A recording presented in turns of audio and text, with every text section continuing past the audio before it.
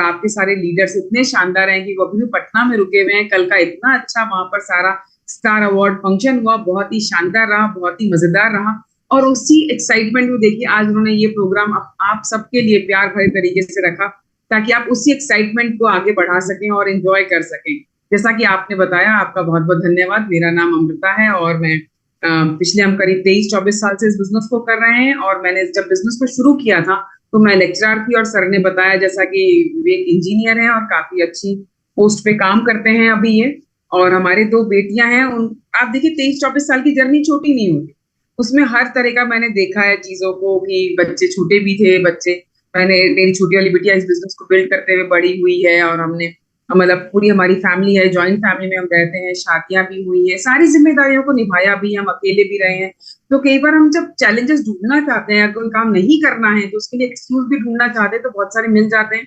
और अगर हमें कोई काम करना है तो कितने भी चैलेंजेस आए हम उसको पूरा कर लेते हैं। मैं वर्किंग भी रही हूँ, बाद में मैंने इस बिजनेस की इतनी बड़ी, मैं कहूंगी कि खासियत है, या मेरे ऊपर बहुत विशेष कृपा रही कि मैंने अपने अपने जॉब को छोड़ा, क्योंकि मैं वाकई में वर्किंग थी और मुझे पता था कि कितना मुश्किल होता है एक मतलब कि लेडी के लिए बच्चों के साथ जॉब को करना, और उसके बाद है ना घर पे आके सारा संभालना।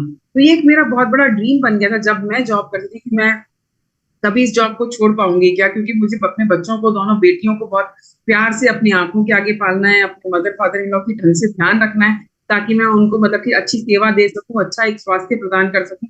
ये एक हमेशा से इच्छा बनी रहती थी मुझे। बहुत सारी दो नावों पे सवार होकर नहीं चलना था, कभी मैं इधर भाग रही हूँ, कभी मैं उधर भाग रही हूँ। तो इस बिजनेस में अगर देखें कि कितना कुछ ये बिजनेस देता है, तो इतने बड़े बड़े सपनों को हमारे को पूरा करके दिया इस बिजनेस से, जो कि हम जॉब करते थे दोनों। क्योंकि हमारा ये मानना है सोसाइटी में कि जब हस्बैंड वाइफ दोनों मिलके जॉब करते हैं तो बहुत कुछ अच्छा होता है, कि डबल हैंड अर्निंग हो रही है।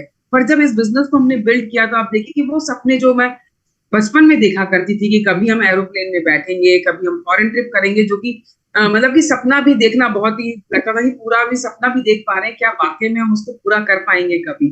पर इस बिजनेस के थ्रू जो कहे कि लाइफ स्टाइल जिसे हम जीते हैं, और एक लाइफ स्टाइल ट्रिप जो हमें मिलते हैं, इतने सारे हमने ट्रिप्स किए हैं इससे, कि 20 से 22-23 कंट्रीज हम घूम चुके हैं। इंडिया हम कम से कम आधे से ज्यादा घूम चुके हैं। और आज भी हम दोनों इस उम्र के अंदर है कि हमारी बड़ी वाली बिटिया को जॉब करते हुए 2 साल हो गया, तो भी अपने आप को बहुत यंग और एनर्जेटिक फील करते हैं। हमारे मदर फादर बहुत यंग और अपने आप को एनर्जेटिक फील करते हैं। आज भी पूरा एक्टिवली घर में, सोसाइटी में पूरा पार्ट लेते हैं। तो जो हेल्थ का एक जो अचीवमेंट है, वो मुझे इसमें इस बिजनेस के अंदर जब से आए हैं, तो जब बिजनेस ज्वाइन किया था, ये बात पक्की थी कि जब हम बिजनेस में आए थे तो हमें लगता था, इनका कोचिंग सेंटर भी था, तो बहुत ज्यादा बिजी रहते थे। तो लगता था कि ठीक है कि थोड़ी और अर्निंग हो जाएगी, बिल्कुल अर्निंग के हिसाब से आए थे। पर जब इसकी पूरी चीजों को समझा कि ये बिजनेस क्या चीज है, ये बिजनेस लाइफ के हर पहलू को पूरा करता है, जो भी हम सपना देखते हैं, एक हमारा 7 स्टार लाइफ हमें देता है। तो मुझे बड़ा अचंभा हुआ, आश्चर्य हुआ, और इस चीज को मैंने बहुत करीब से महसूस किया है, कि जब विवेक का बहुत मेजर एक्सीडेंट हुआ तो मैंने इस चीज को महसूस किया कि वाकई में ये बिजनेस जो है केवल पैसा ही नहीं देता, इतना प्यार, लोगों का मान सम्मान, आपको सेलिब्रिटी की लाइफ जो देता है, लोगों के एक केयर जो मिलती है, और इतने सारे फॉरेन टिप्स जो मिलते हैं। उसके अलावा आपको जिंदगी जीने, काटने का नहीं, मैं जीने की बात कर रही हूँ, एक आपको जिंदगी जीने का जो तरीका आता है इससे, वो बहुत ही खूबसूरत है। और इस बिजनेस को मैंने जैसे अब अपने ड्रीम्स में आपसे शेयर कर रही हूँ, कि मैंने क्या क्या ड्रीम देखा करते थे और कितने पूरे हो रहे हैं। अब तो ड्रीम मतलब मैं कहती हूँ कि देखना भी नहीं पड़ता, कुछ भी नहीं, बस चलते फिरते हम कुछ सोचते नहीं, उससे पहले वो चीज पूरी हो जाती है। या उसके लिए हमें कुछ एफर्ट नहीं डालना पड़ता, हमें ये नहीं देखना पड़ता कि हमें ये चीज करनी है नहीं करनी है, हमारा बैंक बैलेंस क्या है, या हम उसे अफोर्ड करते हैं या नहीं करते हैं, या हमारे पास इतना टाइम है या नहीं है। मैं एक बहुत ही फ्रीडम की और बहुत ही अच्छी लाइफ जी रही हूँ, बहुत ही ज्यादा क्वालिटी लाइफ जी। मैं इतना ज्यादा मजा आता है, मैं अपनी फैमिली में मुझे एंजॉय करती हूँ, मैं अपने टाइम को, अपने मतलब की चीजों को, अपने बच्चों को, मैं अपने हस्बैंड को पूरा टाइम दे पाती हूँ जब वो जॉब करके भी आ रहे होते हैं। और इस बिजनेस को बिल्ड करने में बहुत मजा आता है। जैसे शुरू में मैं कहूंगी कि 80% बिजनेस विवेक ही बिल्ड किया करते थे, पर एक तरह से मैंने इनको पूरे घर से फ्रीडम दे रखी थी कि आप बिजनेस को संभाल रहे हैं, तो पूरी मेरी जिम्मेदारी ये है कि मैं घर का हर काम, चाहे वो बच्चों से रिलेटेड है, चाहे पेरेंट्स से रिलेटेड है, चाहे कोई और जिम्मेदारी है, जो भी छोटी से बड़ी जिम्मेदारी है, उसमें मैं पूरा रोल निभाऊंगी। आपको उसके लिए कभी भी परेशान नहीं होना पड़ेगा। पर धीरे धीरे धीरे धीरे मेरा रोल भी उसमें बढ़ता चला गया। एक टाइम आया जब 50-50% हमारा दोनों का रोल आ गया। पर अब ये है कि ये खुद भी कहते हैं कि अब मेरा 20% है और अमृता तुम्हारा 80% है। तो मुझे बड़ी खुशी होती है और बहुत अच्छा लगता है। और वाकई में एक सोसाइटी में और एक समाज के अंदर यहाँ पर जो इमेज बनी है, लोगों ने हमें ये कहना शुरू करा कि आप लोगों ने अपने अचीवमेंट से, क्योंकि मैं जिस बैकग्राउंड से हूँ वहां पर हमारी फैमिलीज में बहुत ज्यादा मतलब कि रिच लोग हैं मेरे मतलब मैटरनल साइड में, और उधर तो वो सारे लोग ये कहते हैं बहुत रिच है, पर हमने जो अचीवमेंट किया था उन्होंने कहा कि ये देखो इसको अचीवमेंट की बात कहते हैं कि अमृता ने जो हासिल किया है वो अपने दम पर हासिल किया है। आज उसकी जो जगह है वो कहीं और नहीं हो सकती, किसी और ने इसने जो बनाया है अपने दम पे हासिल किया, किसी और के भरोसे नहीं है इसका जो भी अचीवमेंट। तो एक बहुत अच्छी फीलिंग आती है मुझे कि लोग जब इस तरह से बात करते हैं और मेरे नाम से मुझे कहते हैं कि इसने जो क्या एक सोसाइटी में अलग पहचान बनती है, वहां कहीं पे भी जाते हैं तो लोग जॉब के अलावा इस बिजनेस के अचीवमेंट को मेरे लिए स्पेशली मेंशन करते हैं और लोग पूछते हैं चलाकर कि ये कौन है, इनकी पर्सनालिटी बहुत अलग है। जब ये चीजें होती हैं तो वाकई में अच्छा लगता है कि इस बिजनेस को करके हमने शायद अपनी लाइफ के कुछ बेहतरीन निर्णयों में से एक ये निर्णय रहा हमारा, और इतना खूबसूरत बिजनेस हमें मिला। इसके लिए हम अपनी सारी अपलाइंस का बहुत बहुत धन्यवाद करते हैं, विशेष तौर पे सुमित जी का जो हमारे इतने कंट्री मेंटर है, जिनकी सीडीज को, जिनके मीटिंग्स को सुनकर, जिनके सेमिनार्स को सुनकर हमने इस बिजनेस को बिल्ड किया, उनसे बहुत कुछ सीखा, उनकी और से हमें बहुत कुछ सीखने को मिलता है। और जितेंद्र जितेंद्र सर का और शालिनी की तो क्या तारीफ करूं मैं, वो इतनी अच्छी पर्सनालिटी है दोनों। शालिनी अपने अपने आप को इस बिजनेस के कारण कहूँ या जो भी रहा, इतनी ज्यादा खूबसूरत और मेंटेन करके रखा हुआ है कि वो हमारे लिए रोल मॉडल का काम करती है। हमें जब किसी को बताना होता है तो हम कहते हैं देखिए आपको ऐसा बनना चाहिए, आप सोच नहीं सकते कि ये क्या नाम बताइए कि ये क्या नाम बताऊं। कई बार मैं उनको फोटो दिखा के लोगों को बोलती हूँ कि ये आपको पता है कितने साल की होंगी, तो लोगों को विश्वास नहीं होता। वो कोई बोलते हैं अनमैरिड है या मैरिड है, छोटा सा मतलब बहुत कम उम्र बताते हैं। जब उनका पूरा बैकग्राउंड बताती हूँ मैं पीछे से कि उनके बच्चे इतने बड़े हैं, ये सारा है, तो लोगों को आश्चर्य होता है कि अच्छा। तो मैं कहती यही एक सपना होता है जब आप हेल्थ मिलती है, आपको इतनी खूबसूरती मिलती है, इतना पहचान मिलती है, और एक महिला की जब इस तरह से तारीफ हो जाए उसके अलावा उसे और क्या चाहिए। तो इतने आनंद की अनुभूति। और जितेंद्र सर और शालिनी का मैं बहुत बहुत धन्यवाद करती हूँ, स्मित सर का और तानिया मैम का बहुत धन्यवाद करती हूँ। उन्होंने हमें इतना अच्छा मौका दिया आप सबसे इतनी प्यारी टीम से मिलने का, और इतना प्यार भरी मुलाकात है ये वाली इस जूम की वजह से हम किसी भी कोने में देश के कहीं पर भी कितने ही लोगों से मिल सकते हैं, और सबके मुस्कुराते हुए चेहरे कैमरे के थ्रू हम देख रहे हैं। इतना ज्यादा मजा आ रहा है लोगों का, ये जो ध्यान और प्यार हमें मिल रहा है लगातार, वो वाकई में किसी बैंक में किसी भी जमा राशि से बहुत बड़ा है। Thank you so much. पर एक बात जरूर कहूंगी कि इस बिजनेस में मैंने जो टीम्स को शेयर किए हैं उनको अचीव करवाने में बहुत बड़ा रोल विवेक ने निभाया है हमेशा।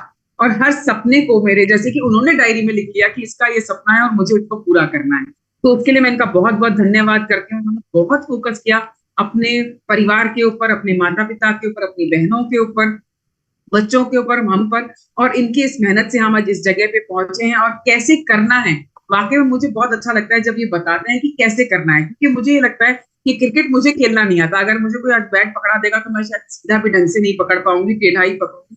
पर अगर आप ये देखिए कि क्रिकेटर को, ये सचिन अगर आपके सामने आ जाए, वो अगर आपको क्रिकेट सिखाएंगे तो आपको मजा आएगा, मैं भी सीखने को तैयार रहूंगी। तो वही सचिन मेरे लिए विवेक है, जो इस बिजनेस के अंदर कैसे करना है उसकी जब बात करते हैं तो मंत्रमुग्ध होके मैं खुद सुनने बैठ जाती हूँ। और मुझे लगता है कि वाकई में कितनी अच्छी एक ना एक नई बात उसमें से निकल ही आती है। इतने साल हो गए मुझे इनको सुनते हुए, ये मुझे नहीं सुनते बिजनेस में, मैं इनको सुनती हूँ, तो बहुत मजा आता है मुझे। तो मैं भी कहीं ना कुछ नया इनसे हमेशा सीखती हूँ। तो मैं ये चाहूंगी कि ये आपको बताएं कि बिजनेस को कैसे बिल्ड करना है, क्या करना चाहिए। हमारे इतने सारे मेंटोर्स हैं, उनको देखते हुए हमने भी वो सब सीखा है, वही विवेक आपसे शेयर करेंगे बहुत ही अच्छे और बढ़िया अंदाज के अंदर। धन्यवाद आप सबको, और विवेक को मैं आमंत्रित करती हूँ। Thank you, thank you, thank you, thank you so much. आप लोगों के एकदम रिएक्शंस देख के बहुत मजा आ रहा है ना। एकदम ऐसा लग नहीं रहा कि जूम के ऊपर बैठे हैं, क्योंकि अब आदत हो गई है इतने साल से। तो आपको सभी जनों का कैमरा ऑन, रिएक्शंस, सभी की स्माइल जब देख रहे हैं तो बहुत ज्यादा अच्छा लग रहा है। तो मुझे अभी सुमित सर का फोन आया था 4 दिन पहले, है ना, और जितेंद्र जी जो थे वो कॉन्फ्रेंस के ऊपर थे, तो उन्होंने कहा कि आप लोगों के लिए, आप कोर लीडर्स के लिए, जैसा कि बिल्कुल जेसी सर ने बोला कि कोर लीडर्स की मीटिंग है ये, है ना। तो बहुत ज्यादा आपको बताने की बात नहीं है, लेकिन कोर लीडर्स के लिए कुछ बात करने की बात है। उन्होंने कहा कि अपन सैटरडे को बात करेंगे। फिर वो सैटरडे को अपना पटना का फंक्शन हो गया, संडे की जगह शिफ्ट, तो वो आज अपन सैटरडे की जगह संडे को आ गए। तो आप सभी लोग जो हैं, उन्होंने कल का जिन्होंने फंक्शंस अटेंड किए हैं उसके पहले भी करते रहे हैं। कुछ लोग बिजनेस के अंदर 2 4 5 महीने से, 1 महीने से, 1 सप्ताह से भी हो सकते हैं, और कुछ लोग हमारे जैसे 23.5 साल से भी हो सकते हैं, कुछ उससे पहले के भी हो सकते हैं। कहते हैं ना, इस बात का कोई भी फर्क नहीं पड़ता कि आप बिजनेस में कब से हैं, फर्क इस बात का पड़ता है कि आपने कब डिसाइड कर लिया कि आपको इस बिजनेस के अंदर किस लेवल की कामयाबी लेनी है। कहते हैं ना कि फर्क नहीं पड़ता कि आप कितने साल से मैरिड है, फर्क पड़ता है कि आपने जब डिसाइड किया कि बच्चा होना चाहिए तो उसके 9 महीने बाद में वो होने वाला है ना, तय बात है ये कि जब ना कंसीवमेंट होएगा तो उसके 9 महीने के बाद में बच्चा होना तय है। कहते हैं कि हम डिसीजन लेने के बाद एमवे बिजनेस के अंदर प्लेटिनम जाने के लिए, जो एक बहुत अच्छा लेवल होता है ना, वहां पे एक ट्रिप भी होता है, एक अच्छी सी इनकम होती है। जिस भी लेवल की मैं बात करता हूँ वो लेवल्स होते हैं फाउंडर्स लेवल। हम लोग एमवे बिजनेस के अंदर बोलते हैं और लाइफ के अंदर भी बोलते हैं। सबसे पहले बात तो मुझे ये लगता है कि एमवे बिजनेस और लाइफ बिल्कुल अलग नहीं है। जो लाइफ के अंदर सक्सेस मंत्र है वही के वही सारे सक्सेस प्रिंसिपल जो है वो एमवे के अंदर। इसलिए हमने देखा है कि जो लोग लाइफ के अंदर कामयाब होते हैं वो एमवे के अंदर भी कामयाब होते हैं। जो लाइफ के अंदर इधर उधर बुद्धू रहते हैं वो इधर एमवे के अंदर भी आके जो है वो बुद्धू बने रहते हैं। कहते हैं ना कि एक कहावत आप सब लोगों ने सुनी होगी, हम तो इधर नॉर्थ इंडिया की तरफ रहते हैं, तो यहाँ पर हमारे यहाँ कहावत है कि जो लाहौर के अंदर बुद्धू होता है आदमी, वो पेशावर के अंदर भी बुद्धू ही होता है ना। तो लाहौर के अंदर जो हारेगा तो पेशावर के अंदर भी हारने वाली चीज है। तो अपन बिजनेस के अंदर उन लोगों को ढूंढ रहे होते हैं कि यार ये फेलियर आदमी है, ये कहीं कामयाब नहीं हुआ, तो ये इसको अगर एमबीए करा लेंगे तो शायद ये कामयाब हो जाए। लेकिन उसके अंदर ना कामयाब होने के लिए इतने दुर्गुण भरे होते हैं कि वो एमबीए जैसे बिजनेस के अंदर आके भी कामयाब नहीं होगा। तो एमबीए सबसे पहले मैं आपको ये बताऊं कि ये प्योरली एक नए जमाने का एक बहुत ही शानदार बिजनेस है और हम इस बिजनेस को ईयर 2000 से देख रहे हैं और इसके स्वरूप बदलते जा रहे हैं और लगातार ये अलग अलग नए नए रूप के अंदर आकर अपने को प्रेजेंट करता है अपने सामने। लेकिन अभी बहुत सारी चीजें हो रही हैं एमबीए बिजनेस के अंदर, नई चीजें हैं जिनको कि अपने को हमेशा अपनाना चाहिए। लेकिन मेरा ये मानना होता है कि कभी भी हमारे को अपने प्रिंसिपल्स को नहीं भूलना चाहिए। सक्सेस प्रिंसिपल्स वही रहते होते हैं और उन्हीं प्रिंसिपल्स की बात आज हम लोग करने वाले हैं। टेक्नोलॉजी कोई मर्जी आ जावे, 2 और 2 4 ही रहने वाले होते हैं। कोई मर्जी टेक्नोलॉजी आ जावे, कभी 2 और 2 4.1 तो नहीं हो सकते ना। कोई आपको कहे कि नहीं अब ज्यादा बढ़िया है, एआई आ गई है, अब आजकल 2 और 2 4.1 होते हैं, तो आप अगर बुद्धू हो गए तो उनकी बात मानोगे। आपको पता है कि 2 और 2 जो होते हैं वो हर हालत के अंदर 4 ही होते हैं। तो सक्सेस प्रिंसिपल जो होते हैं वो चाहे कितनी भी टेक्नोलॉजी आ जावे, चाहे कितने भी प्रोडक्ट्स आ जावे, चाहे कितना भी कुछ भी हो जावे, सक्सेस प्रिंसिपल्स वही रहते हैं। हम लोगों ने जब एमबीए देखा, जैसा कि अमृता ने बताया, तो उस समय मैं राजस्थान का यंगेस्ट गजेटेड ऑफिसर था। मेरा 10 साल राजस्थान की top most post civil engineer के लिए जो चीफ इंजीनियर होती है उसके ऊपर रहना तय है ना, और उस समय से ही तय था। साथ साथ के अंदर बीकानेर का सबसे बढ़िया हम लोग कोचिंग सेंटर चलाते हैं। अमृता लेक्चरर थी, पापा मम्मी मेरे दोनों गवर्नमेंट जॉब के अंदर थे। मेरे पापा एमएनआईटी जयपुर के फर्स्ट बैच के इंजीनियर हैं। यानी कि परवरिश हमारे को शुरू से अच्छी हुई थी। मेरी मम्मी जो है वो डबल एम में बीएड है, वो भी प्रिंसिपल रहे, सब कुछ। मेरी एक बहन सुपर प्रेस्टीज डॉक्टर है, जो छोटी बहन है वो अभी एमबीए बिजनेस के अंदर एमरल्ड है, डायमंड जा रही है। लेकिन उन्होंने भी हमारे बिजनेस करने के 9 साल बाद ये डिसीजन लिया कि उनको एमबीए बिजनेस करना है। जबकि उन्होंने डिसीजन नहीं लिया, मेरी सिस्टर पीयूष ने, सिया जी साकेत जी ने डिसीजन लिया कि जब भैया इतने कामयाब है और भैया भाभी इतनी कामयाब है, हर साल फॉरेन ट्रिप के ऊपर जाते हैं, लाखों की रॉयल्टी इनकम कमाते हैं, तो और इतना सब कुछ है। जब हम लोग एमरल्ड बन गए थे तो उसके बाद उन्होंने स्टार्ट किया, है ना। तो कई बार साकेत जी कहते हैं कि पीयूष ने सब्जेक्ट जो लिया वो अपने भाई के कहने से लिया, शादी जो की वो भाई के कहने से की, लाइफ के मेजर डिसीजंस भाई के कहने से किए, लेकिन भाई के कहने से एमबीए तो नहीं किया, है ना। तो अगर अपना वो प्रिंसिपल जब अपन समझेंगे तो अपने को समझ में आएगा कि किस जने को कैसे क्या बिजनेस आता है। जब आप इस प्रिंसिपल्स को समझ जाओगे तो आपको चीजें समझ में आएगी। जैसा मैंने बताया कि जब एमबीए बिजनेस हमारी लाइफ के अंदर आया तो we all 6 members of the house were working in jobs और साथ साथ के अंदर बीकानेर का लीडिंग कोचिंग इंस्टीट्यूट चलाते थे।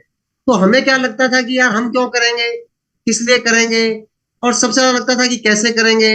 लोग हमारे पास आते हैं, हम तो किसी के पास जाते नहीं है, हम किसी को कहते नहीं है। कॉन्ट्रेक्टर्स हमारे पास आते हैं, जो हमारे स्टूडेंट्स हैं वो हमारे पास आते हैं। वो जो एक टिपिकल मिडिल क्लास मेंटेलिटी होती है कि हम मार्केटिंग कर नहीं सकते होते हैं, हम तो कुछ भी चीज अच्छी से अच्छी चीज भी किसी को बेच नहीं सकते होते हैं और हम नहीं कर पाएंगे, हमारे पास टाइम नहीं है, हमारा एटीट्यूड नहीं है, मतलब 100 एक्सक्यूजेज होती हैं।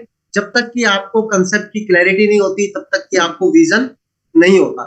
है ना। तो हमारे को जो बिजनेस बता रहे थे वो मेरे रियल जो है कजन सिस्टर, उनके हस्बैंड के सिंघल साहब, और मेरा रियल कजन ब्रदर ताऊजी का लड़का डॉक्टर दीपक गोयल जो भी यूके के अंदर है। जिया जी बाद में आईएएस बने, उस समय राजस्थान एडमिनिस्ट्रेटिव ऑफिसर्स थे, बड़ी नौकरी के अंदर थे। तो वो लोग बहुत ज्यादा एमवे की तारीफ कर रहे थे। वो लोग कह रहे थे पता नहीं एमवे एमवे के अंदर, तो हमें लग रहा था कि इनको हो क्या गया, इतनी इतनी कितनी एमवे की बात कैसे कर रहे हैं। आज हमारे को समझ में आता है कि जो चीज हमें समझ में नहीं आ रही है उस चीज को हमारे को उन लोगों की नजरों से देखना चाहिए जिनको चीजें दिख रही हैं, जिनको चीजें समझ में आ रही है। अगर आज की डेट में आपके पास में विश्वास कुछ कम है, आज की डेट के अंदर आपके पास में एमबीए को बिजनेस को लेकर कुछ नॉलेज कम है, आपका विजन कम है, जो लोग आपको बता रहे हैं, जो आपके अपलाइंस है वो बता पा रहे हैं, देख पा रहे हैं कि अभी एमबीए बिजनेस हिंदुस्तान के अंदर 2000 करोड़ के टर्नओवर के ऊपर है, और एमवे बिजनेस को हिंदुस्तान के अंदर 25 साल पूरे हो चुके हैं, 25 ईयर्स कंप्लीट हो चुके हैं। 5 मई 1998 को एमवे बिजनेस इंडिया के अंदर स्टार्ट हुआ था। और जब इंडिया के अंदर स्टार्ट हुआ था तो एमवे से पहले डायरेक्ट सेलिंग के अंदर बहुत सारी कंपनीज काम करती थी, जैसे मोदी केयर, टपरवेयर, ऑरिफ्लेम। उन सब कंपनीज को पीछे छोड़कर आपको आश्चर्य होगा कि पहले 12 घंटे के अंदर ही एमवे भारत की सबसे बड़ी डायरेक्ट सेलिंग कंपनी बन गई, जस्ट इन फर्स्ट 12 आवर्स। तो आपको लगेगा कि मजाक हुआ, ऐसे कैसे हुआ, 12 आवर्स के अंदर ऐसा कैसे हुआ। तो जो 6000 NRI non resident Indians US के अंदर, यूके के अंदर, ऑस्ट्रेलिया के अंदर, जापान के अंदर जो एमबे की सफलता को देख चुके थे, है ना, उन्हीं के अंदर से हमारे सुमित एंड तानिया बहादुर जी, जो आईआईटी दिल्ली के कंप्यूटर साइंस के इंजीनियर, इतने जबरदस्त बड़ी, मतलब आईआईटी के अंदर अभी अभी रिजल्ट आया है थोड़े दिन पहले ही, आपके इधर भी बहुत ज्यादा आईआईटी का क्रेज रहता है, आईएएस का क्रेज रहता है। तो उस समय आईआईटी के अंदर अगर कहीं पे भी अभी सिलेक्शन हो रहा है ना, लोग मुझसे गाइडेंस लेते हैं कि कौन सी आईआईटी लूं, कौन सी ब्रांच लूं। आईआईटी दिल्ली के अंदर कंप्यूटर साइंस इतनी बड़ी चीज जो टॉप 100 रैंक 200 रैंक के अंदर मिलती है, सुमित जी की 88 रैंक थी, वो तानिया बहादुर जी जिन्होंने यूक्रेन को टॉप किया था, he is a Ukraine topper in university examination, double MTech है ना, क्या क्या नहीं है। वो लोगों ने एमबे की सफलता देखी थी यूएस के अंदर, और उनको विजन था 1998 के अंदर, वो इंडिया के अंदर आ गए थे। और उन लोगों की मेहनत के कारण वो कहते थे कि भारत वापस से सोने की चिड़िया बनेगा, भारत के अंदर लोग बहुत अमीर बनेंगे, भारत के अंदर लोगों का जीवन स्तर बहुत उन्नत होगा, एमबे बिजनेस के अंदर वो पोटेंशियल है कि वो लोगों की लाइफ के अंदर बहुत वैल्यू ऐड करेगा। तो ऐसे 6000 लोगों के कारण एमवे ने पहले ही साल 1998 के अंदर 100 करोड़ का टर्नओवर किया, और पहले 12 घंटे के अंदर ही सबसे बड़ी कंपनी बन गई। अब ये बात मैं आपको पीछे क्यों लेके जा रहा हूं, क्योंकि पीछे से हम फ्यूचर को प्रिडिक्ट करते हो। हमको हिस्ट्री क्यों पढ़ाई जाती है कि हिस्ट्री से हम जो चीजें हैं, जो सबक सीख कर फ्यूचर के बारे में बात करते हैं। अब आप देखिए कि उस जमाने के अंदर 6 प्रोडक्ट्स के साथ स्टार्ट हुआ, लेकिन विजन था, है ना, सिर्फ 6 प्रोडक्ट्स थे, 4 होम केयर, 2 पर्सनल केयर, कोई प्रोटीन नहीं था, न्यूट्रिशन जिसके अंदर एमवे वर्ल्ड की नंबर 1 कंपनी है न्यूट्रीलाइट, वो एक भी प्रोडक्ट नहीं था हमारे पास में। एमवे क्वीन जो दुनिया का नंबर 1 सेलिंग जो है किचन वेयर है, जिनके अंदर 0 ऑयल के अंदर खाना बनता है, वो इंडिया के अंदर नहीं था उस समय, 2017 के अंदर ही आया है ना। आयुर्वेदिक प्रोडक्ट्स जो अभी इतने शानदार शानदार हर्ब्स है, तुलसी है, मधुनाशिनी है, अश्वगंधा है, ब्राह्मी है, वो उस समय कुछ भी नहीं थी। न्यूट्रीलाइट डेली जो भारत की नंबर 1 सेलिंग मल्टीविटामिन है, वो उस समय नहीं थी। न्यूट्रीलाइट प्रोटीन पाउडर जो भारत का नंबर 1 सेलिंग प्रोटीन पाउडर है, अकेला 350 करोड़ रुपए का बिकता है, वो उस समय नहीं था, है ना। सेलमन ओमेगा 3 जो good for heart, best for health है, वो उस समय नहीं था, लेकिन यूएस में था। इन लोगों को विजन था कि हम एक बार एक टीम बनाएंगे, एक सिस्टम बनाएंगे, प्रोडक्ट्स अपने आप आते जाएंगे और बिजनेस अपने आप बढ़ता जाएगा, बाद में आपको कुछ भी नहीं करना पड़ेगा। आज हम एक ऐसी स्थिति को लेकर चल रहे होते हैं एमबे बिजनेस के अंदर कि एमबे बिजनेस की जो गोल्डन लाइन होती है, जो हमारे को उस जमाने के अंदर समझ में आई थी कि काम एक बार और रिटर्न्स बार बार, रिटर्न्स के अंदर सारे रिटर्न्स, पैसा अनलिमिटेड, जिस चीज को हम देखकर अट्रैक्ट हुए। बाद के अंदर, शुरुआत के अंदर तो हमारे को समझ ही नहीं आ रहा था कि यार हम कैसे करेंगे, क्या चीज होगी, लेकिन जब देखा कि लोगों के पास अपने एरोप्लेन है एमबे बिजनेस के थ्रू, लोगों के पास अपनी यैचेज है एमबे बिजनेस के थ्रू, एमबे बिजनेस के अंदर इतना ज्यादा पैसा कमाया जा सकता है, प्रोवाइडेड इसके अंदर हम काम करें। आईएएस बन के उसके सारे फ्रूट्स लिए जा सकते हैं, प्रोवाइडेड हम आईएएस बने। ऐसा नहीं है कि हम बनेंगे नहीं तो थोड़ी फ्रूट्स मिलेंगे। एमवे बिजनेस को ज्वाइन करना कोई अचीवमेंट नहीं है, लेकिन कामयाब होना हमेशा एक अचीवमेंट होता है। और कामयाबी के लिए मैं आपको बताऊंगा आज की क्या क्या चीजें करनी होती है, क्या क्या चीजें कैसे करते हैं, है ना। और कामयाबी जो होती है वो एक सस्टेन्ड लगातार करने वाले एफर्ट से ही आती है। कामयाबी कभी भी सोडा वाटर के जोश की तरीके से नहीं होती है कि एक मीटिंग के अंदर जाके आपको जोश आ गया, 5 आदमियों की ना सुन के आपका जोश उड़ गया, है ना। आपको लगा ये हमें बिजनेस मुश्किल है और पैसा इसके अंदर कुछ लगा हुआ नहीं है, तो इस बिजनेस को अपन छोड़ भी देते हैं।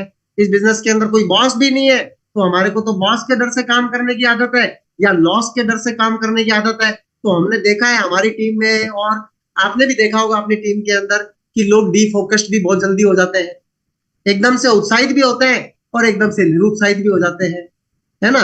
तो किसी के कहने से आपको बिजनेस में एक्साइटमेंट आ जाता है, किसी के कहने से एक्साइटमेंट चला जाता है, तो अभी आप इसका मतलब एमबीए के प्रिंसिपल्स को समझे नहीं है।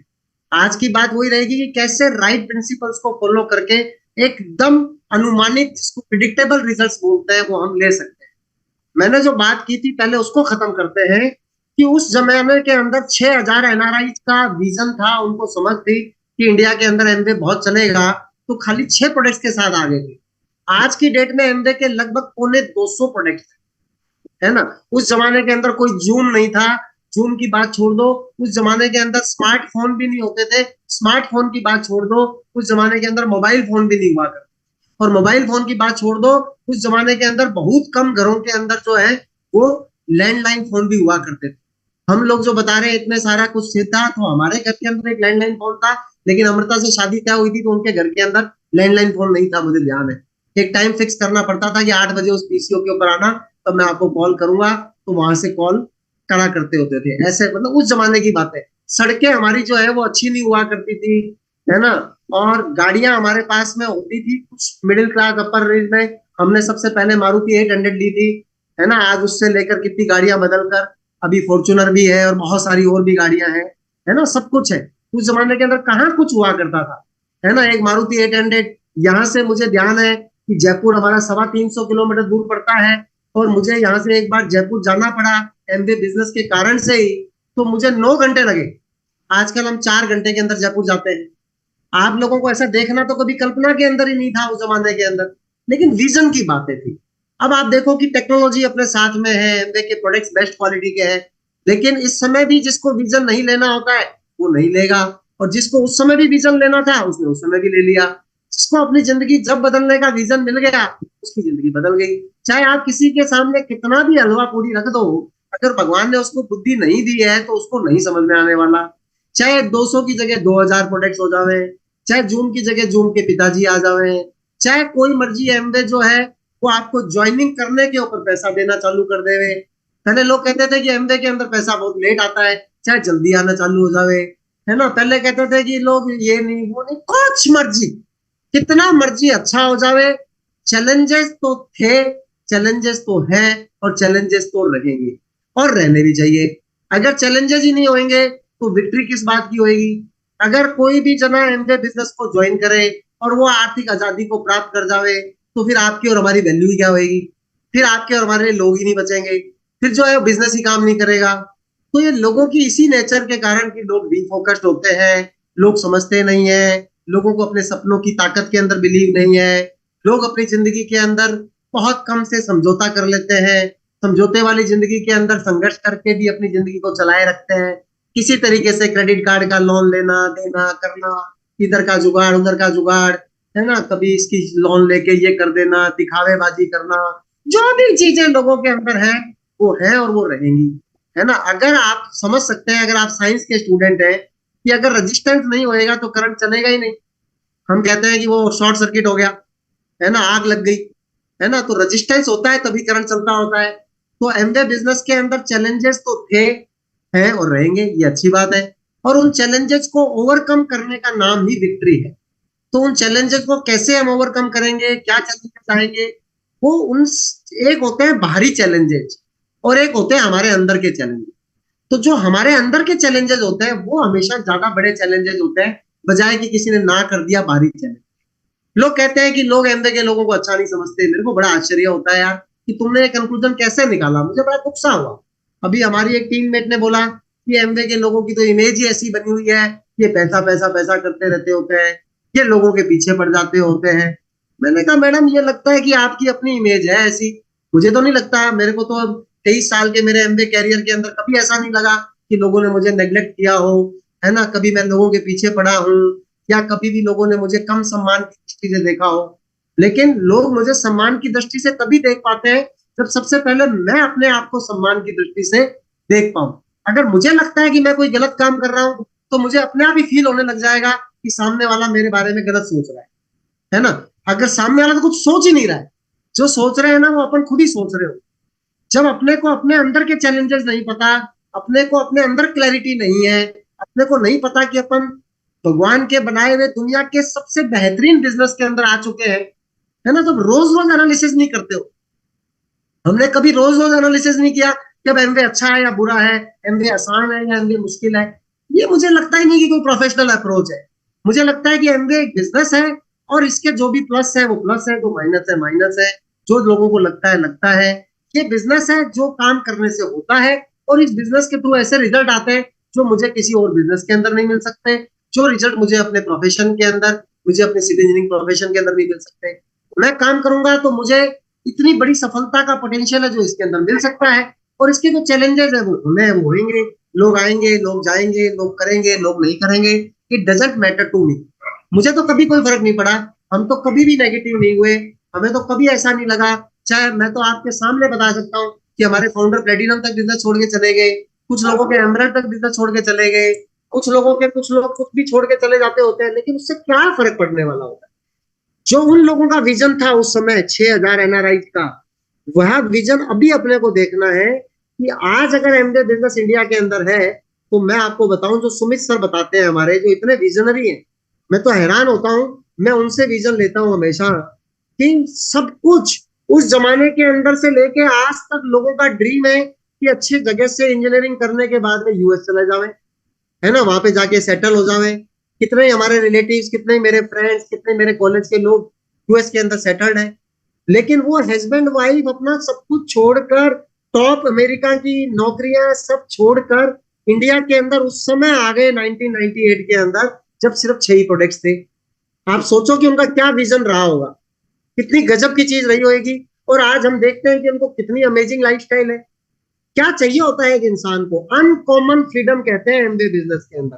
फ्रीडम बहुत सारे जमींदारों के पास में भी होती है, पैसा बहुत होता है, टाइम भी होता है, लेकिन क्या इतने लोगों की जिंदगी को टच कर पाते होते हैं?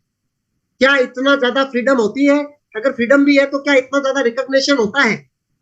इतना ज्यादा लोग उनको वैल्यू देते हो और कह सकते हो कि कितने लोगों की लाइफ को कितना चेंज किया।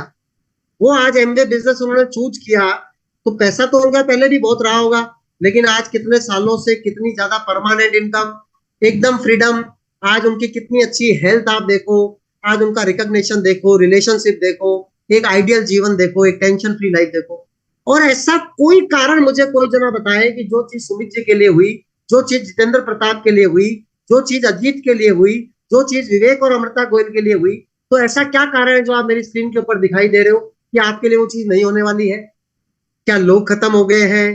क्या प्रोडक्ट्स खत्म हो गए हैं? क्या कंपनी ने काम करना बंद कर दिया है? बल्कि चीजें तो जैसे मैं बता रहा हूँ पहले से बेटर ही हुई है। प्रोडक्ट्स भी ज्यादा बड़े हैं, टेक्नोलॉजी भी बड़ी है, प्रोडक्ट्स बढ़ते चले जा रहे हैं। हमारे को समझ में आया था कि एक बार नेटवर्क बनाओ। एमवे ने लॉन्च किया चावल जो डायबिटिक पेशेंट भी खा सकते हैं और हमारी इनकम अपने आप बढ़ रही है। एमवे लॉन्च करती है एक साबुन जिसको हमारी टीम के अंदर लोग सेल करते हैं, हमारी इनकम अपने आप बढ़ जाती है। एमवे का जो वाटर प्यूरिफायर है ई स्प्रिंग के नाम से, वो अभी इंडिया में आने का कोई प्लान भी नहीं है, अभी आया भी नहीं है। लेकिन इंडिया में आने से पहले वर्ल्ड का नंबर 1 सेलिंग वाटर प्यूरिफायर है।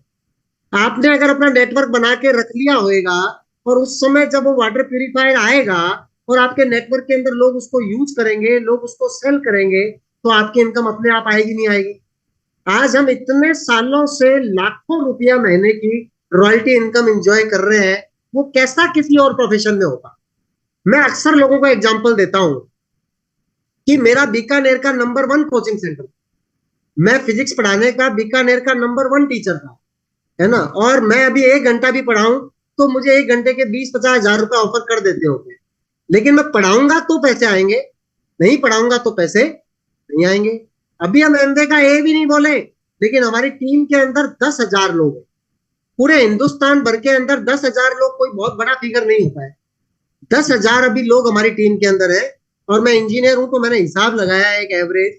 आपको मैं इसलिए बता रहा हूं जिससे कि इस बात को आप पकड़ सके कि 10,000 लोग एमबीए बिजनेस के अंदर करते क्या है। वो सब के सब लोग एमबीए बिजनेस ओनर्स हैं। जैसे सुमित जी की टीम के अंदर मैं एक व्यक्ति हूँ, मेरे जैसे 10,000 लोग जो मेरी टीम के अंदर है वो भी सुमित जी की टीम में है। सुमित जी की लाखों लोगों की टीम है, लेकिन मेरी अभी 10,000 लोगों की टीम है। और मैंने एक हिसाब लगाया कि 10,000 लोगों से मुझे एवरेज रूप से 1,000 रुपए साल का आता है अभी आज की डेट के। 10,000 को जब 1,000 से गुणा करते हैं तो 1 करोड़ रुपए साल की इनकम होती है। तो 1 करोड़ रुपए साल की इनकम कोचिंग सेंटर से आना थोड़ा मुश्किल था, लेकिन कुछ लोगों को आती भी है, ऐसी बात नहीं है कि ऐसा नहीं कि 1 करोड़ नहीं आ सकती थी। लेकिन जिस समय कोचिंग नहीं रहेगा उस समय इनकम नहीं आएगी। प्रैक्टिकल एग्जाम्पल है, मैं आपको बता रहा हूँ कैसे हुआ कि मेरा ट्रांसफर हो गया पास के शहर गंगानगर के अंदर। और जब ट्रांसफर हुआ तो अब सवाल यह आया कि निर्णय लेना है कि नौकरी करनी है या कोचिंग करना है, क्योंकि दोनों चीजें एक साथ नहीं कर सकते। गंगानगर के अंदर रहकर बीकानेर की नौकरी कैसे करेंगे, बीकानेर का कोचिंग सेंटर कैसे करेंगे, नौकरी तो गंगानगर हो गई, कोचिंग सेंटर जो है वो बीकानेर के अंदर है, तो कैसे करेंगे। तो पापा से हमने बोला कि निर्णय लेते हैं कि कोचिंग के अंदर बहुत स्कोप है, साथ के अंदर अपन एमबीए करते रहेंगे, एमबीए के अंदर भी बहुत बढ़िया काम है, नौकरी छोड़ देते हैं। लेकिन आप समझते हैं अपने नॉर्थ इंडिया के अंदर, बिहार के अंदर, यूपी के अंदर, राजस्थान के अंदर सरकारी नौकरियों को लेके क्या गजब का क्रेज है। मैं तो हैरान होता हूँ, है ना, एक बाबू बनने के लिए इतना क्रेज है, एक एलडीसी बनने के लिए इतना क्रेज है। तो मेरी माँ ने साफ साफ कह दिया कि भैया अगर तूने नौकरी छोड़ी तो मेरा मरा मुंह देखना, है ना, कि नौकरी तो छोड़ने का सवाल ही पैदा नहीं होता। मतलब इमोशनल इतना कर देते हैं, है ना, उनको पता नहीं है कि नौकरी के अंदर कितने चैलेंजेस है, क्या सारी समस्याएं हैं, कितना टेंशन है ना। लेकिन नहीं, बेटा तो चीफ इंजीनियर बनना देखेंगे, ड्रीम है ना, कि चीफ इंजीनियर बनना चाहिए बेटा, तो हमारा बनेगा चीफ इंजीनियर, है ना। तो नौकरी तो नहीं छोड़नी बच्चे, आपको जो करना है करो, लेकिन आपको नौकरी करने जाना है। तो कोचिंग सेंटर बंद हो गया, है ना, तो कोचिंग सेंटर तो बंद होना ही था, कोचिंग सेंटर बंद हो गया। नौकरी आज तक चल रही है। एक बार एक सेक्रेटरी ने हमारे को जो है वो बहुत बुरा भला कह दिया, गाली निकाल दी। तो एमबीए बिजनेस की पावर थी कि आज हमारे पास इतना बड़ा एमबीए बिजनेस है कि उसी समय नौकरी को रिजाइन कर दिया। आज भी लोग हमारे डिपार्टमेंट के अंदर एग्जाम्पल देखते हैं, है ना। कल हमारे एक बेहुदे सेक्रेटरी ने, सब रिकॉर्डेड चीजें होती हैं, इसे ज्यादा बोलना भी खतरनाक होता है, लेकिन लोग कहते हैं कि आप इमोशनल हो, है ना, कुछ भी बोल देते हो, रिकॉर्डेड है तो चलो नहीं बोलता, मैं समझ में आ गई। कुछ भी कह देते हैं, लेकिन लोग कुछ भी सहन करते हैं नौकरियों के अंदर। लेकिन आपने अपनी एक पैरेलल इनकम जनरेट कर रखी हो तो आपको कुछ भी सहन करने की जरूरत नहीं होती। आप देख के रखो कि एक कार के अंदर 4 टायर होते हैं तो भी अपन 5वीं टायर एक स्टेपनी के रूप के अंदर रखा करते होते हैं। नहीं होएगा, एक टायर पंचर हो जाएगा तो क्या होने वाला है। अधिक से अधिक 2-5 घंटे के लिए आप परेशान हो सकते हो, अधिक से अधिक 2-5 हजार रुपए का नुकसान हो सकता है। उसके बावजूद भी एक स्टेपनी का टायर 25% एक्स्ट्रा इन्वेस्टमेंट करते हैं। लेकिन क्या हमारी जिंदगी, हमारी नौकरी पंचर नहीं हो सकती? क्या नौकरी के अंदर से निकाला नहीं जा सकता? आजकल तो प्राइवेट नौकरियों का जमाना है, तो आप देखो कि कितने लोगों को अमेजन ने ले ऑफ कर दिया, कितने लोगों को माइक्रोसॉफ्ट ने कर दिया, कितने लोगों को गूगल ने कर दिया। सिक्योरिटी है कहां पर? और आज एमबीए बिजनेस के अंदर हम कह रहे हैं कि हमारे को कितनी जबरदस्त सिक्योरिटी है। जब 10,000 जगह से 1,000 रुपए आता है, 1-2-5 जगह से नहीं आएंगे तो बाकी जगह से 1,200 आ जाएंगे, किसी जगह से 1,300 आ जाएंगे। एवरेज 1,000 रुपए आने तय है 10,000 जगह से, तो सिक्योरिटी पक्की है। कुछ लोग डिफोकस हो जाएंगे, कुछ लोग चैलेंजेस स्वीकार नहीं कर पाएंगे, कुछ लोग एमबीए बिजनेस बिल्ड नहीं कर पाएंगे। तो मेरे कोचिंग सेंटर के अंदर सारे के सारे लोग कौन से इंजीनियर बनते थे, कौन से सारे के सारे कोचिंग सेंटर के अंदर आईएएस बन जाते होते हैं। तो सारे के सारे आप में से कोई भी व्यक्ति एमबीए नहीं कर पाएगा तो नहीं कर पाएगा ना। अब फेल होएगा तो खुद होएगा, दोष चाहे किसी को भी दे देवे, है ना। यहाँ पर एमबीए बिजनेस के अंदर हार नहीं होती जब तक कि आप हार मान नहीं लेते हो। एमबीए बिजनेस एक ऐसा बिजनेस है, हमारी एक सीडी है जिसके अंदर हमने बताया है एक success, how to deal with success, एक सीडी है, उसका लिंक आप लीजिएगा। उसके अंदर बहुत बातें बताई है हमने कि जैसे, पहले वाली बात पूरी करता हूं मैं, कि विजन आना बहुत जरूरी चीज है। विजन आ गया, ड्रीम हो गया, तो कैसे कैसे क्या क्या करना है तो एक बार विजन आ गया, नक्की कर लिया कि एमवे बिजनेस के अंदर कामयाबी लेनी है, तो फिर कभी भी हार नहीं माननी, है ना। कभी किसी ने मना कर दिया, कभी सफलता मिल गई तो उत्साहित हो गए, कभी नहीं मिली तो निरुत्साहित हो गए। ऐसा हो जाएगा अगर आप एक सिस्टम के अंदर नहीं रहोगे। अगर आपने ये मीटिंग, जैसे अब आप लोग तो फोकस्ड हो, आप ही मीटिंग अटेंड कर रहे हो, आप ही आगे बढ़ रहे हो। जो डी फोकस्ड है उसने मीटिंग भी अटेंड नहीं की, उसको आगे की कोई बात भी समझ में नहीं आएगी, वो आगे भी नहीं बढ़ेगा। तो अपने को खुश होना है कि हम मीटिंग अटेंड कर रहे हैं, हमें इस बात के लिए दुखी नहीं होना है कि यार वो आदमी मीटिंग नहीं अटेंड कर रहा। अगर आज वो आदमी मीटिंग अटेंड कर रहा होता तो कितना अच्छा हो जाता, वो सुनता तो कितना मजा आ जाता, है ना। जिसको जिसको जब मजा आने आ जाएगा, अपने को ये पता है कि आपने अगर तय कर लिया तो आपकी जीत सुनिश्चित है। कभी भी मैं अपने बच्चे को, आईआईटीएन को नहीं कह सकता कि तेरा आईआईटी में सिलेक्शन पक्का है। कभी मैं आईएएस के बच्चे को नहीं कह सकता कि तेरा आईएएस बनना पक्का है। लेकिन मैं एमबीए के अंदर कह सकता हूं कि आपकी सफलता सुनिश्चित है अगर आप हार नहीं माने। उसका एक एग्जाम्पल देते हैं अपन, कि जैसे क्रिकेट के सब लोग शौकीन है, क्रिकेट को सब जने बड़े पसंद करते हैं। हमने तो अपनी जिंदगी के अंदर बहुत टाइम क्रिकेट के अंदर लगाया, खेलने के अंदर, कमेंट्री सुनने के अंदर, मैच देखने के अंदर। अगले दिन भी जब है ना एग्जाम भी है तो भी स्कोर पता है। आज ही के दिन 1983 के अंदर इंडिया वर्ल्ड कप जीता था पहली बार, 25 जून का ही दिनांक था, है ना। उस जमाने के अंदर कि गूगल तो होता नहीं था, उस जमाने के गूगल हम ही होते थे, है ना। मेरे चाचा जी जो है क्रिकेट सम्राट मंगाया करते थे, तो क्रिकेट सम्राट बड़ा करते थे हम लोग, है ना। सारे रिकॉर्ड, किसने, डेनिस लिली ने कितने विकेट लिए। लेकिन जब एमबीए के अंदर गए ऑस्ट्रेलिया और डेनिस लिली की फोटो देखी और मेलबोर्न क्रिकेट ग्राउंड देखा, तो कहा यार असली जिंदगी का मजा तो ये है। क्या टीवी के अंदर देख रहे हैं लोग, अपने को देखे, जिंदगी का मजा वो है क्या। अपन तो सारी जिंदगी लोगों की तारीफ करते रहते हैं, ये तो भूल ही गए कि खुद अपनी तारीफ करें और लोग हमारी तारीफ करें तो कितना मजा आएगा, है ना। क्या मतलब अपन करते जा रहे हैं, रिकॉर्ड याद है, ये याद है, वो याद, उससे क्या मतलब। लेकिन फिर भी क्रिकेट के एक एग्जाम्पल से अपन बात समझ सकते हैं कि 50 ओवर का मैच है, वनडे क्रिकेट की बात ही कर रहे हैं, जब आज के दिन इंडिया वर्ल्ड कप जीता था। कभी भी पास्ट के अंदर जो है ज्यादा ग्लोरी लेना जो है ना बहुत अच्छी बात नहीं होती। ज्यादातर लोग पास्ट के अंदर वो लोग ग्लोरी लेते हैं जो फ्यूचर के अंदर ज्यादा आगे बढ़ नहीं रहे होते। मैं वो था, मैंने उस जमाने में टॉप किया था, मैं उस समय मेरिट में आया था, मैं एमटेक गोल्ड मेडलिस्ट था, मैं फलाना था, मैं ढीकड़ा था, मैंने वो किया था, है ना। उससे क्या मतलब भाई, जो किया था वो किया था, आगे क्या कर रहे हैं आप वो इम्पोर्टेंट। आप कहाँ थे, आपने क्या किया था, क्या नहीं किया था, उससे बहुत ज्यादा ग्लोरी लेने की बजाय आज के बाद फ्यूचर के अंदर क्या अपन लोग करने वाले हैं वो इम्पोर्टेंट है। क्या आज से 3 साल बाद अपन डायमंड बन के हजारों लाखों लोगों को प्रेरित करने वाले हैं। मुझे एमवे बिजनेस क्यों अच्छा लगता है कि जब आप कामयाब होते हो तो आप बहुत लोगों को प्रेरित करते हो अच्छा जीवन जीने के लिए। जब एक बिजनेसमैन कामयाब होता है तो उसके साथ में कम से कम 1000, 2000, 5000 लोग कामयाब होते हैं। जब एक बिजनेसमैन कामयाब होता है तो वो अकेला कामयाब कभी नहीं हो सकता। जब कोटा जो हमारी कोचिंग इंडस्ट्री बन गई तो कितने लोगों का खाने का बिजनेस चल गया, कितने लोगों का पेइंग गेस्ट का बिजनेस चल गया, सरकार को कितनी जीएसटी मिलने लग गई। आज एमवे की बात करें तो हमारे हर बिल से 18% की तो डायरेक्ट पार्टनर गवर्नमेंट है। मैं हर बिल जो कटाता हूं सीधी 18% की पार्टनरशिप गवर्नमेंट है। गवर्नमेंट का मतलब क्या है, देश है। तो सबसे पहले देश के लिए मैंने काम किया कि 18% का टैक्स चुका दिया। उससे पहले देख लो कि जो लोग सामान लेके आ रहे हैं, अपनी साबुन लेके आ रहे हैं, तो कितने का बिल कटा के लेके आ रहे हैं। मैं तो अक्सर कहता हूं कि जो सामान लोग पब्लिक लेके आ रही है वो बिल कटा के नहीं लेके आ रही है। और पूरा मत मानना, गवर्नमेंट के अंदर लोग बिल कटा के लेके आ रहे हैं लेकिन सामान नहीं लेके आ रहे हैं, है ना। कई जगह पे बिल कट रहे हैं, सामान नहीं आ रहा, सामान आ रहा है, बिल नहीं कट रहा। कितनी ज्यादा देश के साथ में ना इंसाफी है या नहीं है। लेकिन एमवे बिजनेस के अंदर 18% जीएसटी तुरंत। 6 रुपए का पाउच भी खरीदेंगे तो जीएसटी कट के ही आएगा। कुछ भी अंडर दी टेबल नहीं होने वाला है कि भाई साहब इसका बिल मत काटो, इसकी बिलिंग मत करो, ऐसा कुछ होने वाला नहीं है। बिल कट के ही आना है, neat and clean, pure pure करोड़पति अरबपति, एकदम neat and clean, tension free. वरना करोड़पति बहुत देखे हैं हमने, लेकिन टेंशन इतनी ज्यादा है कि आप पूछो मत। तो अब 50 ओवर का मैच है क्रिकेट के अंदर और आज तक कभी 500 रन नहीं बने, लेकिन टीम ने, एक आपके सामने वाली टीम ने 500 रन बना दिए। तो आपके पास में जीतने का संभावना कितनी कम है। 501 रन बनाएंगे 50 ओवर के अंदर तो आप जीतने वाले हैं, तो जीत की संभावनाएं कम है।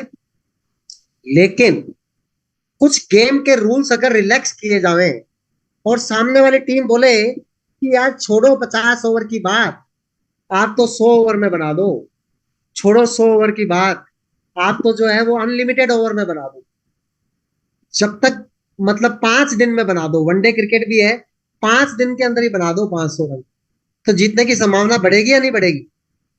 50 ओवर की जगह अनलिमिटेड ओवर कर दिए और दिनों की लिमिटेशन भी खत्म कर दी, तो बढ़ गई जीतने की संभावना। लेकिन बोले कि अब कैसे नहीं जीतेंगे जब पूरी टीम ही 500 से पहले आउट हो जाएगी। ज्यादातर तो हो ही जाती है, सामने वाली टीम के अंदर इतने खतरनाक बॉलर्स हैं कि पूरी टीम 500 से पहले आउट हो गई, तो ज्यादा ओवर होने का भी बेनिफिट नहीं मिला। तो कहते हैं नहीं, हम तो आपको जिताना चाहते हैं, जितेंद्र एंड शालिनी तो आपको जिताना चाहते हैं, अजीत तो आपको जिताना चाहते हैं, और जेपी सिंह सर जो है वो तो आपको जिताना चाहते हैं। तो वो तो कहते हैं कि अभी रूल्स को थोड़ा और रिलैक्स करते हैं भाई साहब, आपके एक एक प्लेयर को अब 2-2 बार बैटिंग देंगे, तो संभावनाएं बढ़ी कि अब एक बार आउट हो गए, 2 बार आउट होंगे, 2 बार आउट, तो संभावना और बढ़ी। लेकिन 2 बार भी संभावना ही बढ़ी है, लेकिन गारंटी तो नहीं है सारी टीम भी 2 बार आउट हो जाएगी, तो उसके बाद में भी हार सकते हैं। हम तो आपको शॉर्ट शॉर्ट जिताना चाहते हैं कि हारने की तो सारी संभावना ही खत्म कर दें।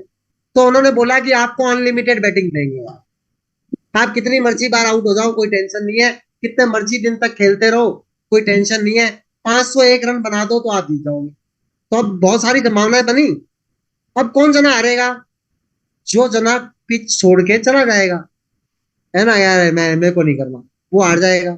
लेकिन अभी मैंने कहा कि मुझे तो खेलना भी नहीं आता, लेकिन मैं तो पिच के ऊपर टिका रहूंगा, तो इतनी तो सामने वाली टीम जो है वो नो बॉल वाइट बॉल ही कर देगी, 100 दिन में कर देगी। 501 रन पक्के बनेंगे अगर रूल ऐसे हो, तो मेरा जीतना तय है। उसके बावजूद और रूल रिलैक्स किया कि तुम्हें बैटिंग करनी नहीं आती, तुम चाहो तो तुम्हारी टीम में सचिन तेंदुलकर को भर्ती कर लो, वो बैटिंग करेगा, वो रन भी तुम्हारे माने जाएंगे। तो आपको लगेगा यार ऐसा कोई मैच हो सकता है क्या? ये क्या बातें कर रहे हो यार, अभी तक तो हम आपको सोच रहे थे कि आप एक इंटेलिजेंट आदमी हो, है ना, ऐसा कैसे, मतलब आप कैसी बातें कर रहे हो? ऐसा कोई मैच तो हो ही नहीं सकता। लेकिन अगर ऐसा कोई मैच हो, तो जीत 100% है या नहीं है? जीत 100% है। हारने की संभावना सिर्फ तब है जब आप खुद छोड़ देवे, लेकिन आपको लगता है ऐसा तो पॉसिबल नहीं है। लेकिन यार ऐसा पॉसिबल क्या नहीं है, एग्जैक्टली ऐसा ही तो है एमवे बिजनेस।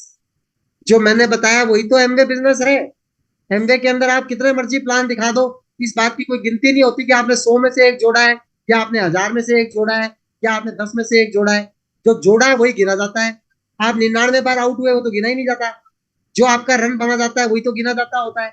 आप खुद ही कहते हो मैं तो प्लान नहीं दिखाऊंगा, मत दिखाओ, नहीं बनेंगे रन, है ना, मैं तो नहीं करूंगा तो मत करो, जिंदगी जैसी जी रहे हो वैसी जियो, कहीं पे और पे लड्डू पड़े नजर आ रहे हैं तो पहले वो कर लो, है ना। एमवे के अंदर तो कामयाबी होती थी, होती है और होती रहेगी, और कामयाबी हमेशा माइनॉरिटी के अंदर ही रहती है। कामयाबी जिस दिन मेजोरिटी के अंदर आ गई, उस दिन कामयाबी कामयाबी नहीं कहलाती, वो एक नॉर्मल चीज हो जाती है। जैसे आज आप लोग जूम देख रहे हो, है ना, ये कोई बड़ी कामयाबी नहीं है, कोई नॉर्मल चीज है।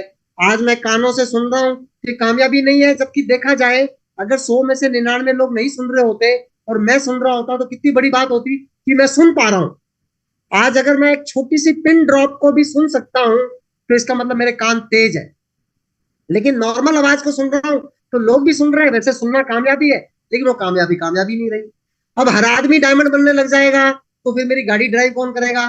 फिर मुझे डायमंड बन के भी गाड़ी ड्राइव करनी पड़ेगी, तो मुझे फायदा क्या होएगा? अगर हर आदमी डायमंड बनेगा तो मेरे घर के अंदर बाई कौन आएगी? अब बाई भी डायमंड बन जाएगी तो फिर अमृता को पोछे लगाने पड़ेंगे, तो फिर अमृता को डायमंड बनने से फायदा क्या होएगा भाई साहब? किसी रेस्टोरेंट में खाना खाने जाएंगे, कहेंगे तो डायमंड बन गए हैं, खाना कोई बनाने वाला ही नहीं है, नौकरी कोई करने वाला ही नहीं है ना, तो सब डायमंड बन जाएंगे तो मजा नहीं आएगा ना।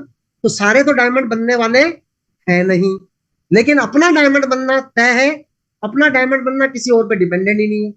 दिखने में तो ऐसा लगता है कि जब तक मेरे को अच्छे लोग नहीं मिलेंगे तो मैं डायमंड कैसे बनूंगा। दिखने में तो लगता है कि मैं तो पक्का अच्छा हूं, लेकिन मेरे को अच्छे नहीं मिलेंगे। यार तू दुनिया का इकलौता पैदा हुआ था, कैसे तुम अच्छे हो, बाकी लोग कैसे अच्छे नहीं होंगे?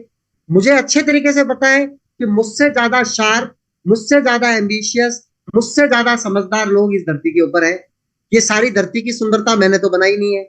मैं तो इस धरती का बहुत ही पॉइंट इनफिनिटेसिमल एक बहुत छोटा सा ही प्राणी हूं अपने आप के अंदर, जो कर सकता हूँ योगदान वो करता हूँ, लेकिन धरती के ऊपर इतने शानदार लोग हैं, तो क्या मैं दुनिया का अंतिम समझदार आदमी हूँ जिसको एमवे समझ में आया है?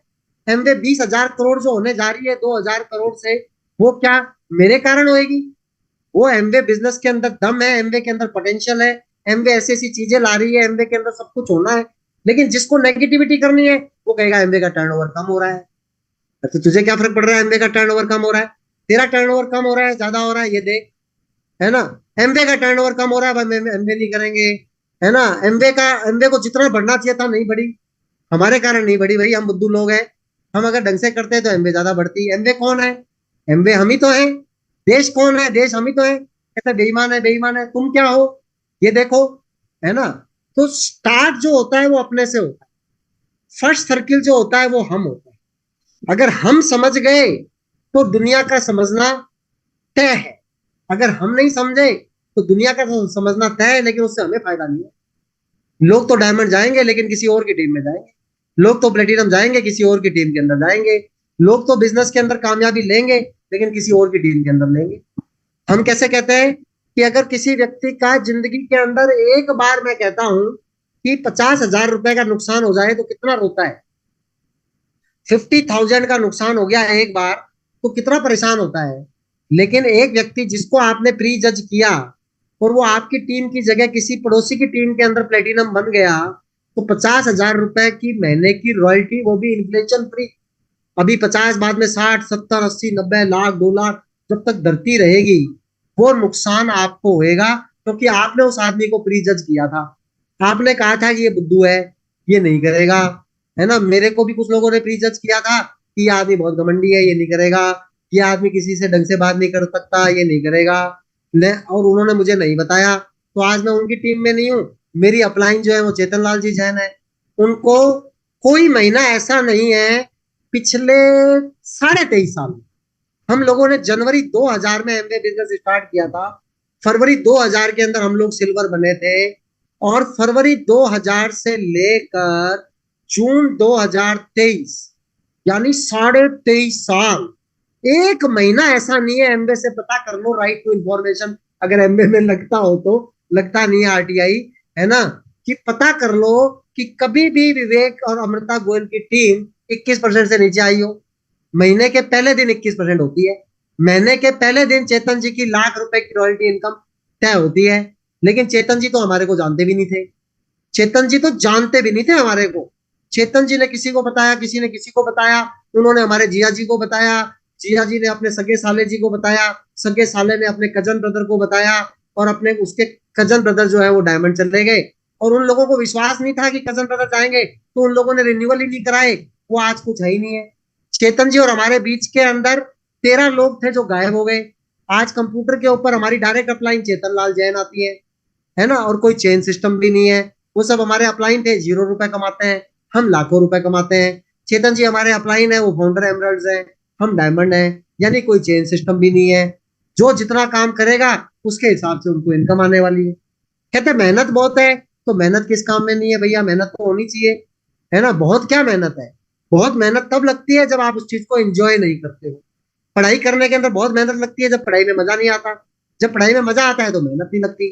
क्रिकेट खेलने में मजा आता है, आप सोच के देखो कि आप अगर मैदान के ऊपर जाओ, सुबह से लेकर शाम तक दौड़ लगाओ, आपने अगर एक सेंचुरी बनाई है तो 22 मीटर की पिच को कितने रन लिए आपने, कितने किलोमीटर आप दौड़े, और उसके एक दिन छोड़ने के बाद आपको वापस से मैच खेलना है। कभी आपका घुटना छिल जाता है, कभी आपकी कुछ हो जाती है। फुटबॉल आप खेलते हो, कैसे 1.5 महीने 1.5 घंटे तक 90 मिनट तक दौड़ भाग लगाते हैं, क्या उसके अंदर मेहनत नहीं होती? क्या एक स्त्री जब माँ बनती है तो लेबर पेन से बड़े कोई पेन नहीं होते, लेकिन उसके रिवार्ड्स को लेकर कितना ज्यादा उत्साह होता है, तो वो पेन पेन नहीं लगता होता है। आपको अगर रिवार्ड्स अच्छे लगते होते हैं तो एमवे का कोई पेन, कोई चैलेंज नहीं है। लेकिन आपके लिए अगर रिवार्ड बड़े नहीं लगते तो आपको एक छोटी सी पिन भी बहुत बड़ा चैलेंज हो सकती है ना। आपको एक छोटा सा खड्डा भी, आप अपने घर से निकलते हो कहीं जाने के लिए, एक छोटा खड्डा आ गया, वापस आ जाओगे, क्योंकि जाने का आपका टारगेट फिक्स नहीं था। जैसे मान लो कि आप एक ट्रेन के अंदर यात्रा कर रहे हो, एकदम शानदार राजधानी एक्सप्रेस के अंदर आपने यात्रा कर रहे हो, बढ़िया एकदम एसी के माहौल के अंदर आप बैठे हुए हो, लेकिन अचानक से अनाउंसमेंट होता है कि अब आप इस ट्रेन के अंदर आग लग चुकी है, बर्निंग ट्रेन बन चुकी है, इसके रुकने का कोई सिस्टम नहीं है, आग आपके डब्बे तक आनी तय है। अगर आपको बचना है तो सिर्फ एक ही तरीका है कि आप इस चलती हुई 100 की स्पीड की ट्रेन से कूद जाओ। है 100 की स्पीड की ट्रेन से कूद जाए, इसके अंदर तो मर जाएंगे, झटका लग जाएगा, हाथ पांव टूट जाएंगे, टूट भी सकते हैं, मर भी सकते हैं, लेकिन अगर ट्रेन के अंदर रहोगे तो मरना तय है। सिर्फ एक ही इलाज है कि कूद जाओ तो कूद जाओ। अब कोई जना पूछेगा कि मुझे कूदने के तरीके बताओ, मुझे कूदने की सीढ़ी दिखाओ, मुझे कूदने की नॉलेज दो, मुझे बताओ कि पीवी कैसे बनता है, पीवी क्या होता है, कितना सीएसआई मिलता है, कैसे बीएफआई आता है, क्या बीबीआई होता है, क्या पीजीजीआई होता है, क्या एफजीआई होता है, 2 टाइम्स कैश इंसेंटिव कैसे मिलता है, मुझे तो ये बताओ ग्लोबल अवार्ड कैसे मिलते हैं, जीएआर बताओ, है ना, मुझे सारा कुछ बताओ, उसके बाद मैं कूदूंगा। भैया जिंदा रहना है, शायद कोई चांस है, कूदोगे तो जिंदा रह सकते हो, है ना। तो खटाक से आपको जब रीजन मिल जाता है तो चैलेंज जो इतना बड़ा था वो भी छोटा हो जाता है। लेकिन रीजन नहीं मिलता है, रीजन नहीं होता है, तो उसने मेरे को मना कर दिया, उसने मेरी हंसी उड़ा दी, है ना। अरे मना कर दिया, बेवकूफ आदमी है वो, अपनी सेल्फ इमेज इतनी हाई है, उसको समझ में नहीं आ रहा, उसकी टेंशन है भाई, है वो नहीं बनेगा, वो ऐसे ही घसीटेगा, है ना। वो उसने करने के बाद छोड़ दिया, मूर्ख आदमी है, छोड़ दिया तो क्या करना है। अपने को कोई उसके कारण से डायमंड जाना था, अपना तो डायमंड जाना तय था जिस दिन हमने डिसाइड कर लिया था। जैसे दिखने में तो लगता है, उस वाली बात को भी एक एग्जांपल से बताता हूं आपको, कि दिखने के अंदर तो लगता है कि 6 लोग मिलेंगे नहीं तो डायमंड जाएंगे कैसे, है ना। दिखने में तो क्या लगता है कि जो सूरज है ना, किसी से भी पूछो कि भैया सूरज कहाँ निकलता है, अभी मैं आपसे पूछूं, चैट बॉक्स के अंदर लिखो कि सूरज कहाँ निकलता है ना, चैट बॉक्स के अंदर लिखो कि सूरज कहाँ निकलता है ना। तो सूरज बताया कि सूरज जो है वो पूरब के अंदर निकलता है, ईस्ट के अंदर निकलता है। सारे जने एकदम मान रहे हैं कि सूरज पूरब में निकलता है। अब अच्छा लिखो कि सूरज जो है वो छुपता कहाँ पे है, तो वो कहते हैं कि वेस्ट में छुपता है, यानी कि पश्चिम में छुपता है, सारे लोग। लेकिन सच तो ये नहीं है, आपको सबको पता है, आप तो ज्ञानी लोग हो। सच तो क्या है कि सूरज ना तो निकलता है, ना ही तो सूरज छुपता है। सूरज तो अपनी जगह पे स्थिर है, धरती चलती है। कहते हैं दिमाग खराब हो गया, धरती चलती है। अगर धरती चल रही होती तो मैं तो कल भी यही था, आज भी यही हूँ, परसों भी यही रहता हूँ। धरती चल रही होती तो कभी मैं अमेरिका होता, कभी ऑस्ट्रेलिया होता, कभी यूरोप घूम रहा होता। धरती चल रही होती तो चक्कर आ रहे होते, है ना। लेकिन सच तो यही है, सच तो 1000% यही है कि धरती जो है वो चलती है। सच तो यही है कि जो है वो सूरज जो है वो नहीं निकलता है। सच तो यही है, शाश्वत सच है ये, मानो ना मानो ज्ञान है जिसको, वो तो मानेगा ही। तो सच तो यही है कि बिजनेस आपके बनने से डायमंड जाते हो आप। दिखने के अंदर ऐसा लगता है कि 6 जनों के करने से जाओगे आप, कुछ भी फर्क नहीं पड़ता। सच तो ये है कि अगर आपने तय कर लिया तो आपका कामयाब होना तय है। कुछ फर्क नहीं पड़ता, है ना, कि किसने मना किया, किसने हाँ किया, कौन छोड़ा, कौन आया, कौन गया, कुछ फर्क नहीं पड़ता। सच तो यही है, मानो ना मानो। लेकिन होता क्या है कि एक दिन एक गर्मी, अभी आजकल क्या है कि आप भी जिस एरिया से आते हो वहां पे बहुत गर्मी पड़ रही है, मैं पढ़ रहा हूँ बिहार के अंदर, यूपी के अंदर तगड़ी गर्मी पड़ रही है अभी। हमारे इधर तो अभी बीजर जो आया था, बहुत ज्यादा ज्यादा गर्मी नहीं पड़ी, अब गर्मी पड़नी चालू हुई है ना। अब महीने का बिल आता है एसी के कारण से 10,000 12,000, कोई टेंशन नहीं होती है। पहले लगता था कि यार महीने का अगर ऐसा बिल आएगा तो कैसे होएगा, अभी पूरे घर के अंदर एसी लगे हुए रहते हैं, है ना। या तो आप गर्मी गर्मी गर्मी करते रहो, या आप गर्मी का इलाज सोचो, है ना। या तो महंगाई महंगाई महंगाई करो, या कोई चीज महंगी होती है क्या, कोई चीज महंगी नहीं होती। सिर्फ हम बोल रहे होते हैं कि वो चीज महंगी हमारे लिए है। 20 करोड़ का घर भी महंगा नहीं होता, आपके पास में रुपए होने चाहिए। 200 करोड़ का घर भी महंगा नहीं होता, आपके पास रुपए होने चाहिए। एक एरोप्लेन भी महंगा नहीं होता, आपके पास रुपए होने चाहिए। एक साइकिल भी महंगी होती है, आपके पास रुपए नहीं है तो। अगर आप इस जिंदगी में आए हो और आप अमीर नहीं बने हो तो ये बहुत बड़ा पाप है। बिल गेट्स ने बोला है, गरीब पैदा होना कोई अभिशाप नहीं है, लेकिन गरीब मरना यानी आपने जिंदगी में कुछ किया ही नहीं। आप अपने बच्चों के ऊपर कर्ज छोड़ के जा रहे हो, आप अमीर नहीं हो। अमीर बनना सबसे ज्यादा हमारी जिम्मेदारी है। मैं ये मानता हूं कि अमीर बनना हम सब लोगों का एक बहुत बड़ा कर्तव्य है ना।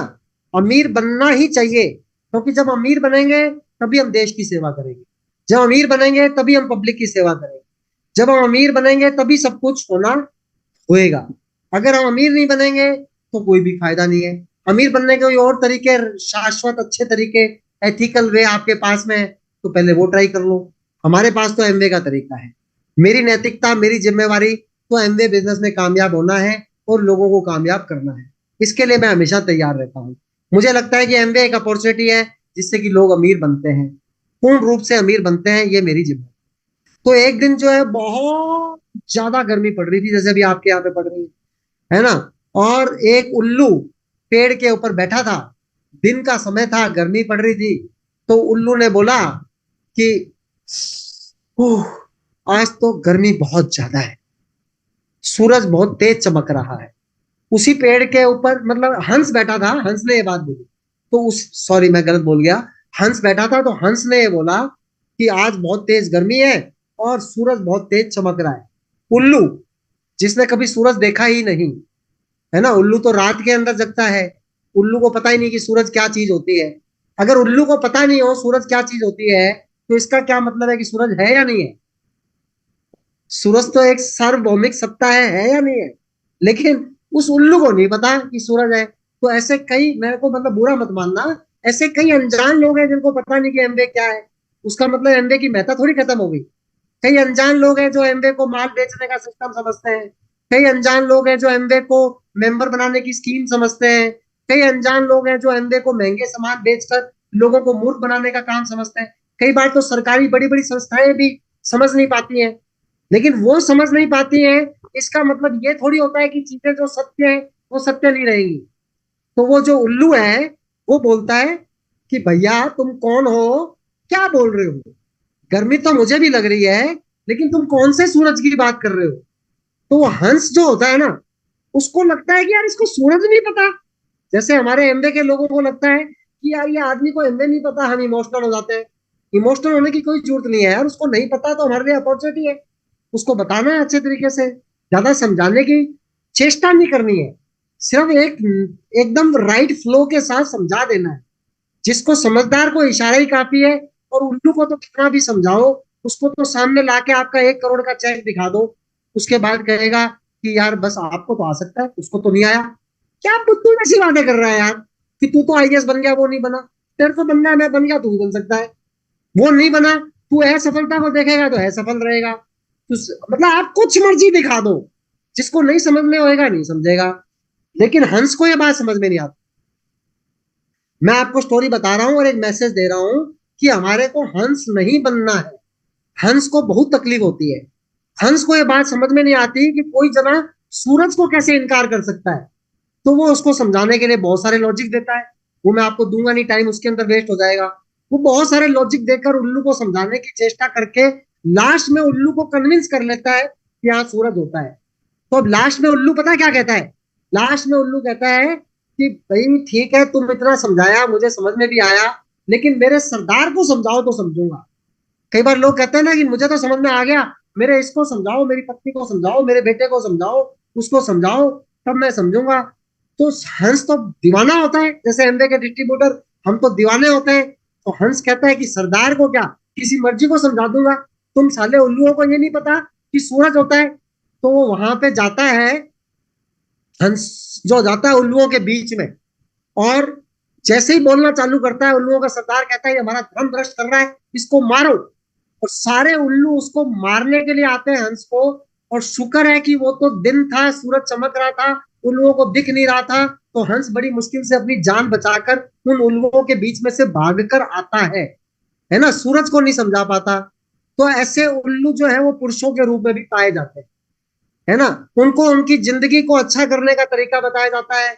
उनको बताया जाता है कि एक भी रुपया खर्च नहीं होएगा, इतनी बड़ी एमवे कंपनी के डिस्ट्रीब्यूशन राइट फ्री के अंदर मिलेंगे, खाली बिहार के लिए नहीं, खाली यूपी के लिए नहीं, खाली राजस्थान के लिए नहीं, पूरे देश के लिए नहीं। 115 देश जहां पर एमवे बिजनेस करती है, वहां पर आपको डिस्ट्रीब्यूशन राइट्स मिलेंगे, अपना नेटवर्क बनाने का मौका मिलेगा। एमवे सारे सामान बनाएगी, आपको जो सामान खरीदना है खरीदो, जो बेचना है बेचो, आपको जिससे बिजनेस करना है बिजनेस करो, पूरी टीम आपको सपोर्ट करेगी, आपको एजुकेशन मिलेगी, आपको सब कुछ मिलेगा।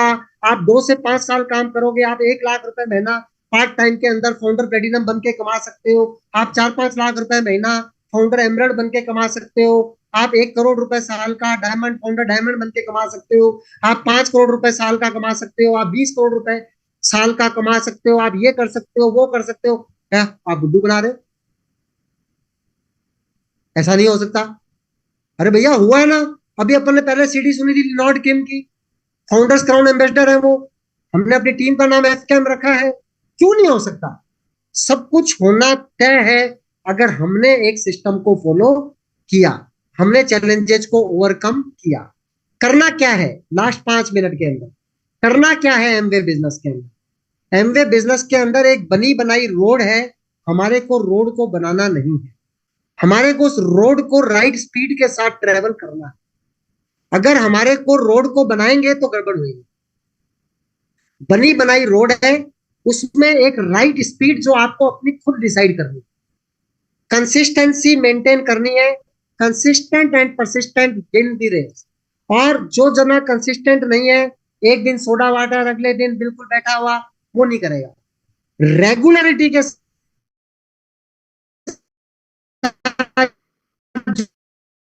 जो काम करने हैं,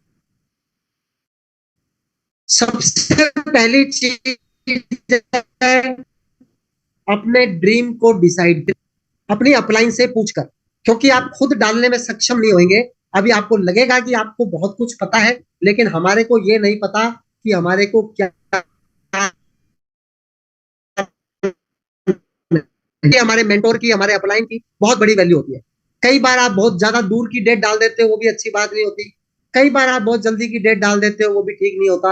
आपका टारगेट हमेशा स्मार्ट होना चाहिए। SMART, smart.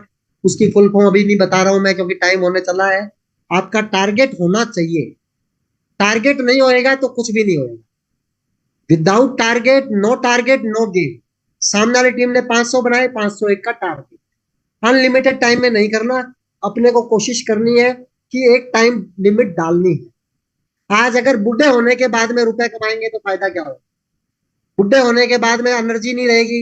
एमवे भेजेगी A70 के अंदर है, आप कहोगे अब यार A70 के अंदर तो मैं इतने साल का हो गया, अब क्या करूंगा, वहां कैसे पहाड़ चढ़ूंगा, हाँफ जाऊंगा, है ना, तबियत खराब हो जाएगी।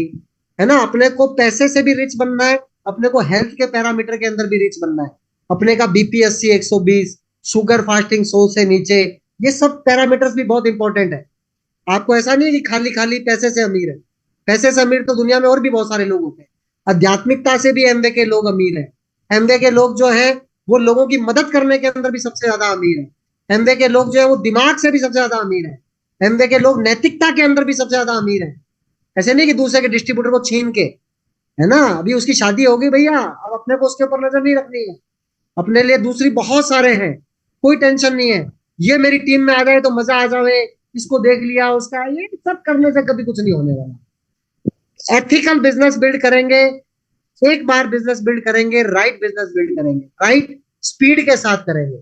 और कभी भी एक्सपेक्टेशन माइनस रिजल्ट ही फ्रस्ट्रेशन होता है। बताया गया है कि अगर आपने बहुत ज्यादा आशाएं रखी और उसके अनुरूप आपने काम नहीं किया तो आपको रिजल्ट नहीं आएंगे, रिजल्ट नहीं आएंगे तो फ्रस्ट्रेशन बढ़ जाएगी, फ्रस्ट्रेशन बढ़ेगी तो जो बड़ी चीज हाथ में आनी है वो आएगी नहीं। पेशेंस को एक्सरसाइज करना बहुत जरूरी है, साथ साथ के अंदर पैशन भी चाहिए।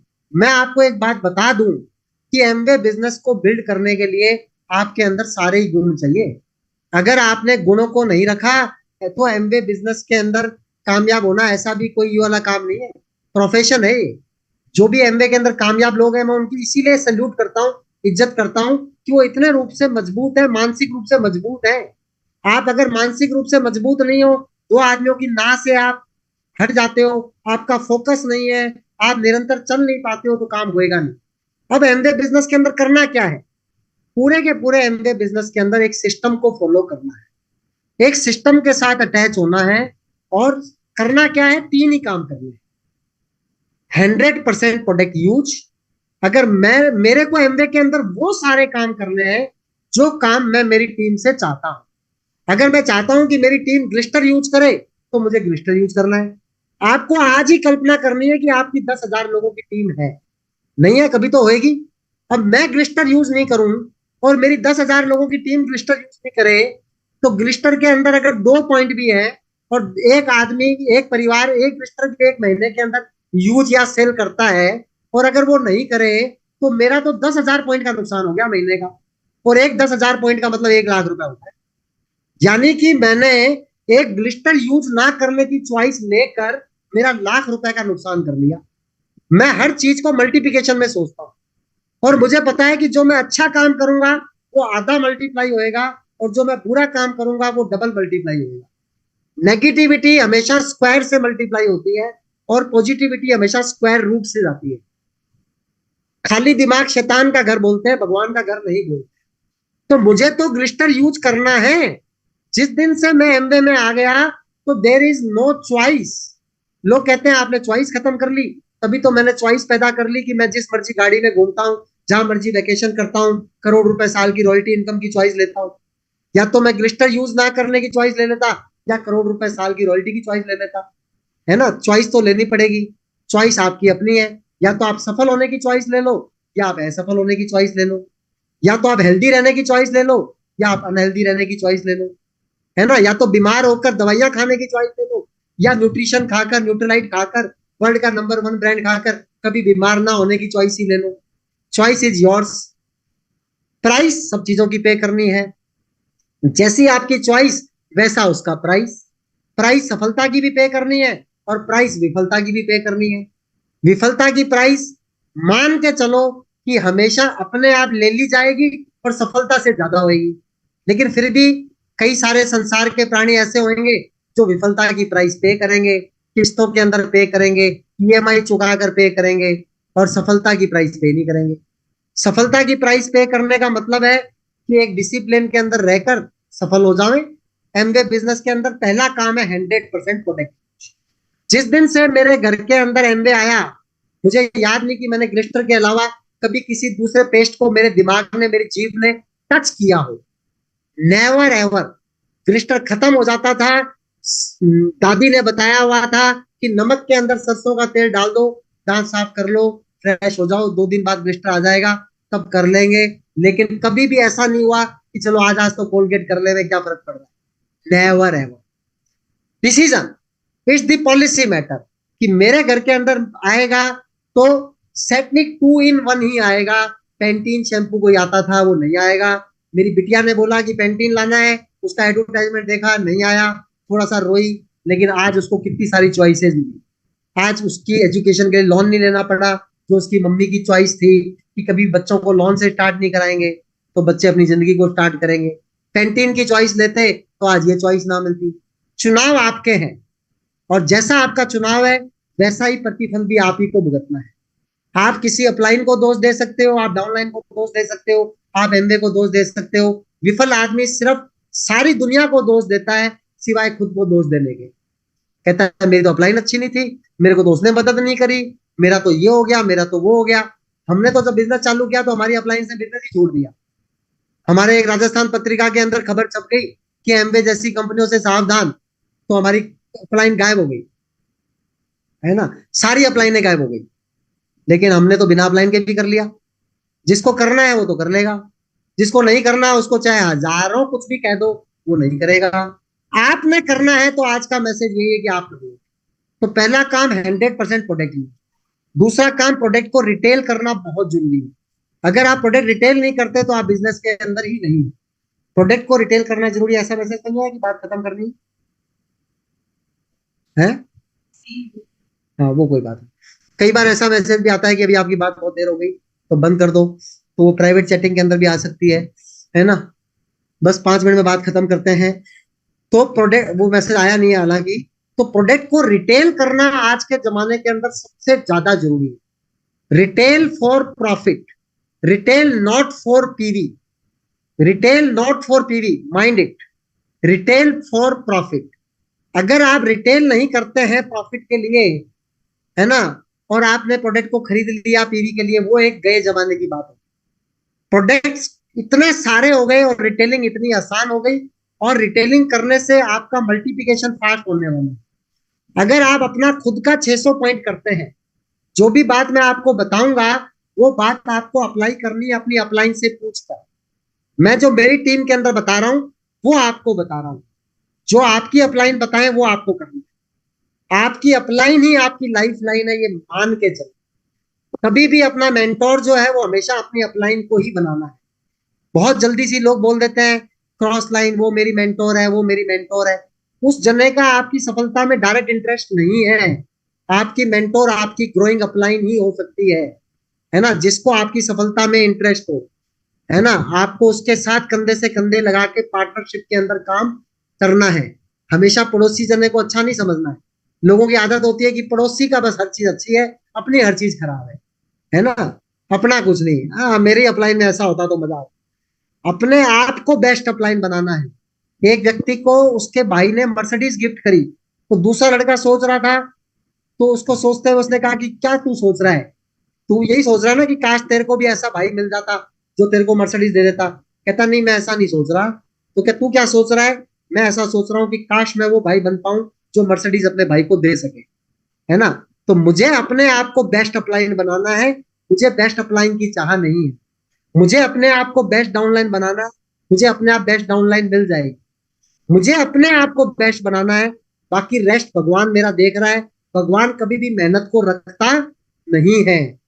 जब हम ही अपने नौकर की मेहनत को नहीं रखते हैं तो भगवान हमारी मेहनत को तो रखने वाला है नहीं। अगर आपको अभी सफलता में देर हो रही है तो आपकी बात की सफलता आपको बहुत जल्दी मिलने वाली है। आपको लगातार काम करना है। गीता का ज्ञान आजकल हम पढ़ रहे हैं, हम मॉर्निंग बुक क्लब चलाते हैं जिसके अंदर गीता चल रही है। उसके अंदर कहते हैं कि आपको अपने बड़े लक्ष्य के लिए काम करना है। फल का देना भगवान का काम है। भगवान अवश्य देने ही वाले हैं, तय है। आपको हमेशा एक बड़े लक्ष्य के लिए काम करना है। और एमबीए बिजनेस को साधने से बड़ा लक्ष्य हो क्या सकता है। तो प्रोडक्ट्स को रिटेल करना है फॉर प्रॉफिट, और 600 पीढ़ी का सर्किल बनाना है। अगर आपके सिर्फ 30 कस्टमर हैं जिनको आप 2-2.5 हजार रुपए का सामान देते हो, तो आपकी 60-70 हजार रुपए की रिटेलिंग आराम से हो जाती है। और 60-70 हजार रुपए की रिटेलिंग से 6-7 हजार रुपए महीने की कमाई होनी तय है। कभी भी मैंने आज तक किसी भी व्यक्ति को डिस्ट्रीब्यूटर प्राइस से कम सामान नहीं दिया। ये एक नैतिकता का आईना है, मानना है, कभी भी भटकना नहीं है। डिस्ट्रीब्यूटर प्राइस से कम के ऊपर सामान देकर आप अपने ही डिस्ट्रीब्यूटर की हत्या करते हैं। आपका डिस्ट्रीब्यूटर जो 9% पे, उसको तो 9% का लेवल है, आपको 21% का लेवल है। आप 21% देते हैं तो वो आपको 21% पे क्यों आएगा? वो तो कहेगा कि बिना मिले ही मुझे तो 21% मिल जाता होता है। अगर आप शॉर्ट टर्म सक्सेस की तरफ जाओगे तो आपको कभी भी लॉन्ग टर्म सफलता नहीं मिलने वाली। कोई जना किसी को सस्ता देता है तो आप कह दो कि उससे ले लो, कोई टेंशन नहीं है। अपने को तो 60-70 हजार रुपए का सामान बेचना है। अपने को कौन सा 60-70 लाख रुपए का माल बेचना है? अपने को 60-70 हजार रुपए का सामान बेचना है। कोई दूसरा जना मार्केट खराब कर रहा है, कुछ गलत तरीके से कुछ काम कर रहा है, लेट हिम डू। कौन सा ऐसा बिजनेस है जिसमें लोग गलत तरीके से काम नहीं करते होते हैं? किसी ने आईफोन की एजेंसी ली होती है, उससे सस्ता कोई दूसरा जना आईफोन दे देता होता है। कई बार उससे सस्ता ऑनलाइन मिल जाता है आईफोन। तो इसमें क्या बड़ा फर्क पड़ता है? कोई बड़ी बात नहीं है। आईफोन वाला कभी इससे विचलित नहीं होता है। आपका कोई सामान अमेजन के ऊपर सस्ता ले लेता है ग्राहक, उसने ले लिया तो ले लिया, अपने को टेंशन नहीं करनी है। अपने को तो 30-40 ग्राहक रखने हैं और महीने का एक जने को 2-2.5 हजार रुपए का सामान देना है। 60-70 हजार रुपए की रिटेलिंग बाई एफर्ट करनी है। शुरू में एफर्ट लगेगा लेकिन बाद के अंदर बाई डिफॉल्ट होगी। मेरे घर से 2 लाख रुपए की रिटेलिंग होती है। मीटिंग करते करते अभी अमृता से लोग सामान लेके गए हैं, है ना। हमारे को किसी को बताना नहीं पड़ता होता, अपने आप हो जाती होती है। एमवे के प्रोडक्ट्स में इतना दम है तो अपन अपने प्रोडक्ट्स की वैल्यू को क्यों गिराएं? अपने को कभी भी अपने प्रोडक्ट के ऊपर वैल्यू को गिराना नहीं है, सस्ता नहीं देना है। जो सस्ता लेने के चक्कर में है, कई बार वो ज्यादा लालच भी देते हैं, कहते हैं बहुत ज्यादा प्रोडक्ट ले लूंगा, तो भी अपने को नहीं देना होता है। अपने को जो है वो 20-25-30 ग्राहक रखने हैं, डिस्ट्रीब्यूटर प्राइस के ऊपर सामान देना है। अगर 600 पॉइंट मैं बनाता हूं और मैंने अपने जैसे सिर्फ 3 लोग तैयार कर लिए, तो मैं 20-25 हजार रुपए कमा लेता होता हूँ। कितनी अच्छी बात है। मुझे ज्यादा लोग चाहिए ही नहीं होते हैं। अगर मैं 600 पॉइंट करता हूं और मेरी टीम में सिर्फ 17 लोगों ने मुझे डुप्लीकेट कर दिया, तो मेरे 10,000 पॉइंट हो जाते होते हैं। और 600 पॉइंट कमाने वाला भी खुश है कि पैसा कमा रहा है ना। लेकिन कभी भी पैसा जो होता है वो सब लोग बराबर नहीं कमाते होते हैं, धरती के किसी भी प्रोफेशन के अंदर। अगर सब चीज बराबर हो जाएगी, सब जगह अगर दांत बराबर हो जाएगा तो हवा ही नहीं चलेगी, तो हम जी नहीं पाएंगे। सब जगह बराबर हो जाएगा तो वर्षा ही नहीं हो पाएगी, सब जगह बराबर हो जाएगा तो कोई काम ही नहीं होएगा, पोटेंशियल डिफरेंस ही नहीं होएगा, तो कोई चीज चलेगी ही कैसे। तो अपने ऑफिस के अंदर भी लेवल होते हैं, एक जूनियर इंजीनियर होता है, एक असिस्टेंट इंजीनियर होता है, एक एग्जीक्यूटिव इंजीनियर होता है, एक सुपरिटेंडिंग इंजीनियर होता है, एडिशनल चीफ इंजीनियर होता है, चीफ इंजीनियर होता है। अब मैं कहूँ जूनियर इंजीनियर के लेवल पे मुझे चीफ इंजीनियर के बराबर का काम दो, तो कैसे होएगा, हाउ इट इज पॉसिबल। लेकिन 6% पे हूं तो मुझे 6% पैसा कमाने के अंदर खुश रहना है, 9% पे हूं तो 9% कमाने पे खुश रहना है। मैं 9% का एक सक्सेसफुल लीडर हूं, ना कि मैं 9% पे रहकर फेलियर हूं। एक जेईएन है वो अपने लेवल पे सफल है, एक एईएन अपने लेवल पे सफल है, एक एक्सीएन अपने लेवल पे सफल है। आज हम सब जिस भी लेवल के ऊपर हैं, उस लेवल के ऊपर सफल है। फ्रस्ट्रेशन का कोई स्थान नहीं होना चाहिए, उससे आगे बढ़ने की हमारी चाह होनी चाहिए, और उससे आगे बढ़ने की राह इन्हीं तरह की मीटिंग्स के अंदर आने के बाद में अपने को देखनी चाहिए। खुद को नैतिकता डिसाइड करनी है, दूसरों की नैतिकता हमारे हाथ के अंदर नहीं है। बार बार मैं बता दूं कि लोग करेंगे, अंडर कटिंग भी करेंगे, लोग अमेजन के ऊपर भी सेल करेंगे, एमवे भी चाहकर उनको रोक नहीं पाएगी, और हम एमवे का मुंह देखते रहेंगे, एमवे करें एमवे करें एमवे करें। एमवे क्या करेंगे, हमारे को करना है, हमारे को क्या करना है, छोटे छोटे काम करने हैं, 100% प्रोडक्ट यूज करना है, प्रोडक्ट्स को रिटेल करना है, और तीसरे नंबर का काम करना है कि टीम बनानी है जो इस काम को डुप्लीकेट करे। टीम बनाने के लिए हमारे को लगातार लोगों के साथ कॉन्टेक्टिंग करनी है, प्लान दिखाना है। इस जमाने में प्लान दिखाना इतना आसान काम हो गया, बिल्कुल बेसिक्स के साथ स्टिक रहना है। कम्युनिटी बिल्ड करना अच्छी बात है ना, रिटेलिंग करना अच्छी बात है, लेकिन प्लान नहीं दिखाना सबसे बुरी बात है। एमवे का सबसे अच्छा प्रोडक्ट एमवे का प्लान है, लेकिन कई सारे लोग भूल गए एमवे का प्लान दिखाना। वो देखते हैं कि रिटेलिंग रिटेलिंग करते रहे, उससे बात नहीं बनेगी। एमवे का नंबर 1 प्रोडक्ट कौन सा है, एमवे का प्लान। अगर मुझे रिटेल करके मुझे एक रिटेलर बन के सेल्समैन बनना होता तो मैं कभी भी एमवे बिजनेस बिल्ड ना करता। मुझे सेल्समैन बनना होता तो मुझे एमवे का प्रोडक्ट बेचना कौन सा जरूरी है, मैं सीमेंट ही बेच लूं। मुझे कुछ बनना है तो मैं एसी बेच लूं, मुझे बनना है तो मैं कोयला बेच लूं, मुझे कुछ भी माल बेचना है तो मैं परचून की दुकान खोल लूं, मैं अपनी फिजिक्स ही पढ़ाने का काम कर लूं।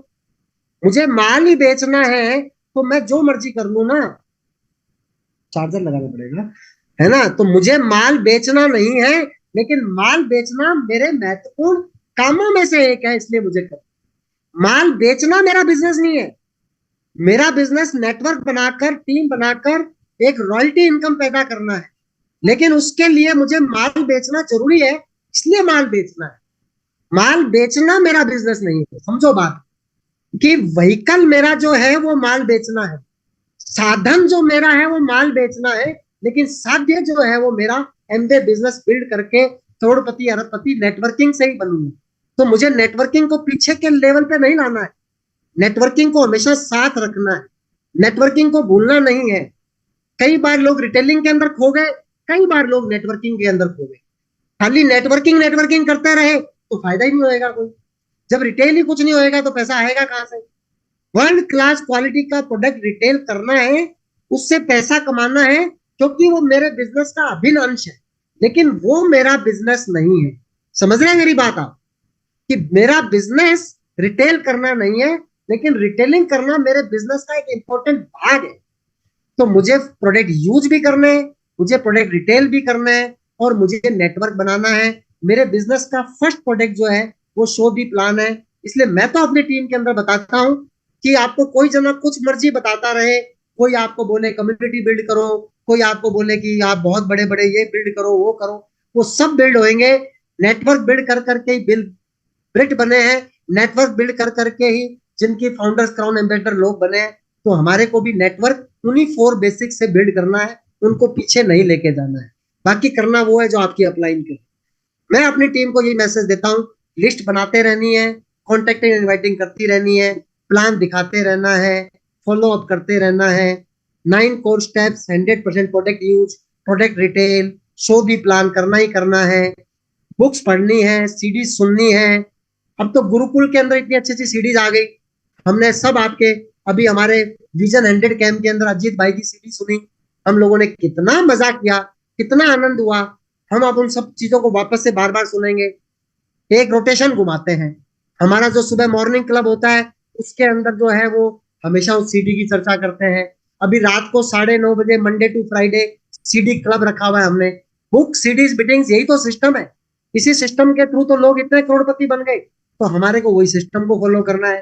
टीचेबिलिटी रखनी है, अकाउंटेबिलिटी मस्ट चीज है, हमेशा सीखने के लिए तैयार रहना है, हमेशा अपलाइन के साथ में टच में रहना है। यही तो 9 कोर स्टेप्स है, वही तो 3 कार्डिनल रूल है। बिना अपलाइन से पूछे कोई नया काम करना नहीं है।